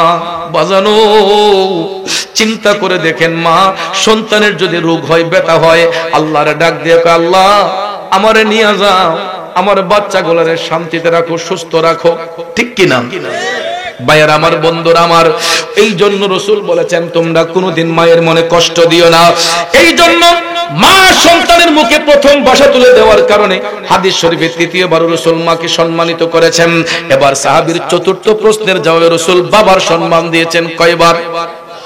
তাই বলে কি বাবা ছোট? বন্ধু, তিনবার মাকে সম্মান দিয়া আমার নবী যেই মর্যাদা দিয়েছেন, বাবার সম্মান একবার দিয়া তার দ্বিগুণ মর্যাদা বাড়িয়ে দিয়েছেন। কারণ বাবা হলো জন্মদাতা। বাবা কি? মায়ের সাথে বাবার যদি মিলন না হইতো, আমি সন্তান মায়ের ববে আসতাম না, মায়ের রক্ত মাংস খাইতাম না, মায়ের আদর সোহাগ ভালোবাসা কিছুই পাইতাম না, মায়ের স্তন থেকে দুধ পান করতে পারতাম না। একমাত্র পারার সুযোগ হয়েছে আমার বাবার সাথে মায়ের মিলন হওয়ার কারণে, ঠিক না বেঠিক? ওই বাবা শুধু জন্মদাতাই নয়, সন্তান জন্ম দেওয়ার পরে কিছু কিছু বাবা দিনকে দিন বলে না, রাতকে রাত বলে না, মাথার গাম পায়ে ফেলে অক্লান্ত পরিশ্রম করে বাচ্চাগুলাকে মানুষের মতো মানুষ বানায়, ঠিক না বেঠিক? এ যুবক, বেশি দূরে নয়, লক্ষ্য করে দেখবেন এই সমাজের কিছু কিছু বাবা, এই যে পৌষ মাস, মাঘ মাসে শীত, আপনারা দেখেন কিনা আমি জানি না, আমি মাহফিল থেকে যাওয়ার সময় প্রায় সময় দেখি রাস্তার মধ্যে 2টা 2:30টার দিকে যারা মাছ ধরে, মাছ শিকার যারা করে পুকুরে, এই 3 জন 4 জন কান্দের মধ্যে জাল লইয়া এরা যে কোনো একজনের পুকুরে। চিন্তা করলাম যে এত শীতের মাঝে বাতাসটা লাগলে শরীরটা কাঁপুনি মারে, এই মানুষগুলা এই শীতের রাতে এত কষ্ট করে এই পুকুরের ঠান্ডা পানির মধ্যে নাইমা এরা কিভাবে ঘন্টার পর ঘন্টা মাছ ধইরা জাল দিয়া। আবার আমি শুনলাম এদের সম্মান এটাও বেশি পায় না, যে একটা টান দিলে হয়তো 1-2 হাজার টাকা পায়, এখানে নাকি আবার জালের মালিক যিনি, উনি নাকি অর্ধেক টাকা নিয়ে যায়, জালের মালিকে উনি অর্ধেক টাকা নিয়ে যায়, আর বাকি টাকাটা এরা 3 জন 4 জনে যে টান দেয় এই 600-700 টাকা 500 টাকা কইরা এক একজনে জাল টান দিয়া এই শীতের রাতে কষ্ট কইরা পায়। এরপরও এই টাকাগুলা দিয়া বাজারে যাইয়া ইব্রাহিমপুর বাজার থেকে মাছ কিনতে হয়, তরি তরকারি কিনতে হয়, আনাজপাতি কিনতে হয়, তেল কিনতে হয়, চাল কিনতে হয়, ডাল কিনতে হয়। চিন্তা করলাম যে এত পরিশ্রম করতেছে কার জন্য? বিবি বাচ্চার জন্য, সন্তানাদের জন্য। কথা কোন ঠিক না বেঠিক? এই ছেলেগুলা যদি বড় হইয়া এই বাবাটারে কষ্ট দেয়, তাহলে আমার আল্লাহর আরশ কাঁপবে কি কাঁপবে না? এই জন্য ভাইয়ার আমার পায়ে হাত ধরে বলবো, কোনদিন বাবার মনে কষ্ট দিবেন না, বাবার দিলের মধ্যে আঘাত দিবেন না। এই সমাজে কিছু বাবা আছে রে, জমিন বন্ধক দিয়া ছেলেগুলারে বিদেশের মধ্যে পাঠায়, জমিন বিক্রি করে ছেলেরে বিদেশে পাঠায়। আসেনি মিয়া? আর বিদেশ থেকে গিয়া টাকা রুজি কইরা অনেক সময় বাবা যদি কয় 5000 টাকা দে, কয় আব্বা টাকা পাইছি না। স্ত্রী যদি কয় আমার 5000 লাগবো, কয় দিক আব্বারে হুনাইও না, লাগা করে ভাবি তিনিও গা। কি যেই বাবা জমিন বিক্রি কইরা বন্ধক দিয়া ছেলেরে বিদেশ পাঠাইলো, দেখা যায় এই বাবা টাকা চাইলে টাকা হয় না। লাগা ঘরের এই ম্যাডামে যখন টাকা চাইছে, কয় লাগা ঘরের বাবির থেকে 10,000 নিয়োগ আমি পাঠাইতেছি, আব্বা জানা না উনে আসেনি। তাহলে এই ফুতের রুজিত কি জীবনে বরকত হইব? হে বিদেশ গাদার হাত নিয়ে হাঁটতারবো, কিন্তু হের রুজির মধ্যে কোনোদিন বরকত হইতে না যদি তার মা বাপরে কষ্ট দেয়। কিন্তু আমার নবীনগরের সন্তানগুলা ভালো। নবীনগরে অনেক প্রবাসী ছেলেরা, এরা তাদের মা বাবাকে সম্মান দেয়, মা বাবার নিয়ে সৌদি আরব হজ করায়। আমি নিজে দেখেছি, আমি যখন সৌদি আরবে যাই, এই নবীনগরের পোলাপানগুলা পাগলের মতো হয়ে যায়। খালি হুজুর কই আছেন, আমি আইতেছি, হুজুর আমলে দেয়া না করে যাইয়েন না। আমি যখন সৌদি আরব যাই, পোলাপানগুলা দলে দলে যোগদান করে আমার সাথে গিয়ে সাক্ষাৎ করে। এই নবীনগরের মানুষ যেমন নবীনগর নবীর শহর, এই নবীর শহরেই আল্লাহ তাদেরকে টাইনা টাইনা নিছে। সৌদি আরবের মধ্যে এমন কোন স্টেট নাই যে নবীনগরের 2-4টা পোলাপান না আসে। আপনি সৌদি আরব রিয়াদ যান, মক্কা যান, মদিনা যান, জিদ্দা যান, হাইল যান, আবা যান, আল কাসিম যান, দাম্মাম যান, নাজরান যান, তায়েব যান, যেখানে যাইবেন কেউ বাড়ি কই হুজুর বাউনবেরা, হাও বাউনবেরা কোন নবীনগর। হাই হাই হাই রে, আমার সাথে নবীনগরের সাবেক মেয়র মাইনু ভাই গেছিল গত বছর। যাওয়ার পরে আমার হুজুর, আমি তো জিতাল দেখতেছি 10 বছর পরে নি নবীনগরে দিন সৌদি আরব দখল করে আছে। হ্যাঁ এমন কোন জায়গা নাই মিয়া। একবারে আপনার ইয়েত গেছি, ইয়াম্বু গেছি, ওই যে ইয়ের থেকে আপনার বদর থেকে জিদ্দা রোডে আমি ইয়াম্বু, এখানে তেলের খনি যেন ইয়ানো আমার কিছু বক্তব্য আছে, গেছি পরে ইয়ানো গিয়ে দিই নবীনগরে ভুলা ভালো ইয়াম্বু। এরকম ভাবে দেখলাম যে প্রত্যেক জায়গায় আমার নবীনগরের প্রবাসী যুবকরা বিস্তৃত রয়েছে। তাদের টাকা ইনকাম করে, একটা টাকাও বিদেশে রাখে না, সবগুলা টাকা আমাদের দেশে পাঠায়। আজকে এই ছেলেগুলা টাকা পাঠানোর কারণে বড় বড় বিল্ডিং দালান কোঠা হইতেছে, আমাদের মাহফিলগুলা হইতেছে, মসজিদ মাদ্রাসা হইতেছে। তবে আমি প্রবাসীদেরকে একটাই কথা বলবো, স্ত্রীর কথা শুনে কোনোদিন মা বাপের মনে কষ্ট দিবেন না। আপনাদের এই পরিশ্রম আল্লাহ কবুল করুক। অনেকটি ছেলের হাতগুলা তামা হয়ে যায় মিয়া, লোহার মতো শক্ত হয়ে যায়। আসলে দেখেন এর লগে এনজিপ কইরা আটটা এত শক্ত, কি রে তোর হাতে তো শক্ত কেন? কিন্তু দেখা যায় কনস্ট্রাকশনের কাজ যারা করে, বিল্ডিং এর কাজ যারা করে, এই ছেলেগুলার হাত লোহার মতো শক্ত হয়ে যায় পরিশ্রম করতে করতে। এরপরও কত কষ্ট দেখেন, 2 মাস 3 মাস কাজ কইরা অনেকটি বেতন পায় না। ওই যে ফোরম্যান আছে না, ফোরম্যান দি বেতন আটকায় দেয়। কোম্পানি কিন্তু ঠিকই বেতন দেয়। কিছু কিছু ফোরম্যান আছে দেখবেন আটকা বড় লোক হয়ে জায়গা পুরা 100 কিনা লাই, এটা কিন্তু আরেকটি মানুষের টাকা মাইরা। এই যে 30 জন 40 জনের সুপারভাইজার হয়, 1 মাস 2 মাসের টাকা আটকায় দেয়, এরপরে 1 মাসের বেতন অর্ধেক দেয়। তো এই টাকাগুলো কই যায়? এই ফোরম্যানে এই টাকাগুলো একসাথে কইরা টাস করে তার দেশে পাঠাই দেয়। মানুষে কই বাপরে এ দিও তো টিয়া বানাইলো কেমনে সৌদি আরব গিয়া? টিয়া কি গাছ ধরে যারা দিলে পড়বো? আরেকজনের পেটে লাথি দিয়া এই হারাম সম্পদ অর্জন করছে। কথা কোন ঠিক না বেঠিক? এই জন্য হারাম সম্পদ অর্জন না করে হালাল পথে অর্জন করবেন, দেখবেন পরিবারে সুখ শান্তি আসবে। তো যে বেটা আমার বিষয় দিছে, হে বেটা আবার টুকা একটা ধরাই দিছে, হুজুর সুইট মদিনা গাইয়েন, মুজে কুফাওয়াল ওইটা গাইয়েন, মা কেন এত দামি এটা গাইয়েন। যদি একবার দেখতে পেতাম, মানে নবীর শানে গজল, মার শানে গজল শুনবার লাগা আমার এনায়েত ছেলে আমারে অনেক মহব্বত করে, আলহামদুলিল্লাহ। জি, এই সাউন্ড গাইবার লাগে জিকির হবে ইনশাআল্লাহ। তো আমার এই এনায়েত সে আমারে খুব পছন্দ করে, আমাকে ভালোবাসে। আমি দেখছি এই এলাকায় যতটা মাহফিল হয় নবীনগরের ভিতরে, প্রত্যেকটা মাহফিলে আর কেউ না ভাই টেলিফোন দিয়ে গে সামনে হাজির। এই দিন গেছে গা আপনার ইয়ত শ্রীরামপুর গিয়া দেখি আমার লাগে কিতা গিফট একটা লইয়া গেছে, বক্সের মধ্যে গিফট। তো আমি তো ভাবছি গিফট না মনে অন্য কিছু দিছে, কলম টলম নিয়ে দিছে বাইরে। বাড়ির গিয়া দেখি এমন সুন্দর এক গ্লাস দিছে আমারে, মগ, কাঁচের মগ, নাও খুব সুন্দর, আমার পছন্দ হয়েছে। হ্যাঁ, তখন আমি মনে মনে ভাবলাম যে তার মনটা আসলে উদার, আমারে পানি খাওয়ার জন্য, কারণ পানি মুখে দিলি তো তার কথাটা মনে হইব, ঠিক না ঠিক? আসলে ছেলেটা মেধাবী, তো আমার আবদার করছে নবীর শান গাওয়ার জন্য। তো ইনশাআল্লাহ গাইবো। তার আগে আসুন আমরা মাতা পিতার খেদমত সম্পর্কে আলোচনা শুনলাম। মা বাবারও সন্তানের উপর দায়িত্ব আছে। অনেক সময় দেখা যায় অনেক মা বাবা, রাগ করবেন না, আবার দেখা যায় ছেলে তিনটে হইলে তিনজনের তিন ভাবে দেহে। আপনাদেরকে বলবো সব সময় সন্তানের প্রতি মা বাবার নজর থাকতে হবে। এক ছেলে বেশি রুজি করবে, এক ছেলে কম রুজি করবে, কিন্তু তাই বলে যারা বেশি রুজি করে এরা আলগা নজরে দেখবেন না, সবাই এক নজরে দেখবেন। এটা হলো বাবার দায়িত্ব, ঠিক না বেঠিক? ওই এই সময় কেউ উসানিসা করতে গিয়ে ওই ফেসটা লাগে হইলাম সংসারের মাঝে। তো একজন বাবার দায়িত্ব হলো তার সন্তানদেরকে গাইডনেস করবে, বুঝাবে, তাইলে এই পরিবারের কোনোদিন অশান্তি আসবে না। তো ভাইয়ের আমার, আসলে আজকে নবীনগরে যতটা মাহফিল করছি, আজকের মাহফিলের পরিবেশটা দেখে আমার মনটা খুব খুশি হয়েছে, কারণ কানায় কানায় মানুষ ভরপুর, আলহামদুলিল্লাহ। অনেক মানুষ কানায় কানায় ভরপুর করে বসে আছেন। এটারই বলা হয় প্রেম, এটারই বলা হয় ভালোবাসা। তো সেই প্রেম ভালোবাসা অন্তরে নিয়ে আমরা যদি দীর্ঘক্ষণ ধরে বসে আছি, শানগুলা বলবো, তার আগে আসুন আমার নবীর একটু সালাম দেই। কষ্ট হবে আপনাদের? ফেরেশতোं के सलामी देने वाले फौज पढ़ते थे सैयदा हजरत हुईते আমরা সালাম দেই রোজা শরীফে, দেখা দেন নবী স্বপ্নে এই আরশ আপনার চরণে, ইয়া নবী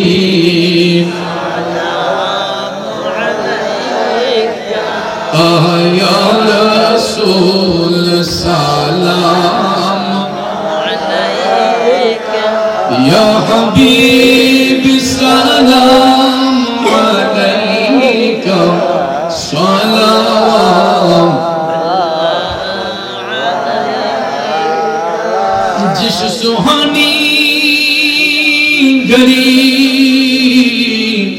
चमका तैयबा का चाँद, उस दिल फरोज शाअत पे लाखो सलाम। मुस्तफा जाने रहमत पे लाखो सलाम। शम्ए बज़ में हिदायत पे लाखो सलाम। गौसे आज़म इमाम तुक़ा वन्नो का जलवाए शाने कुदरत पे लाखो सलाम।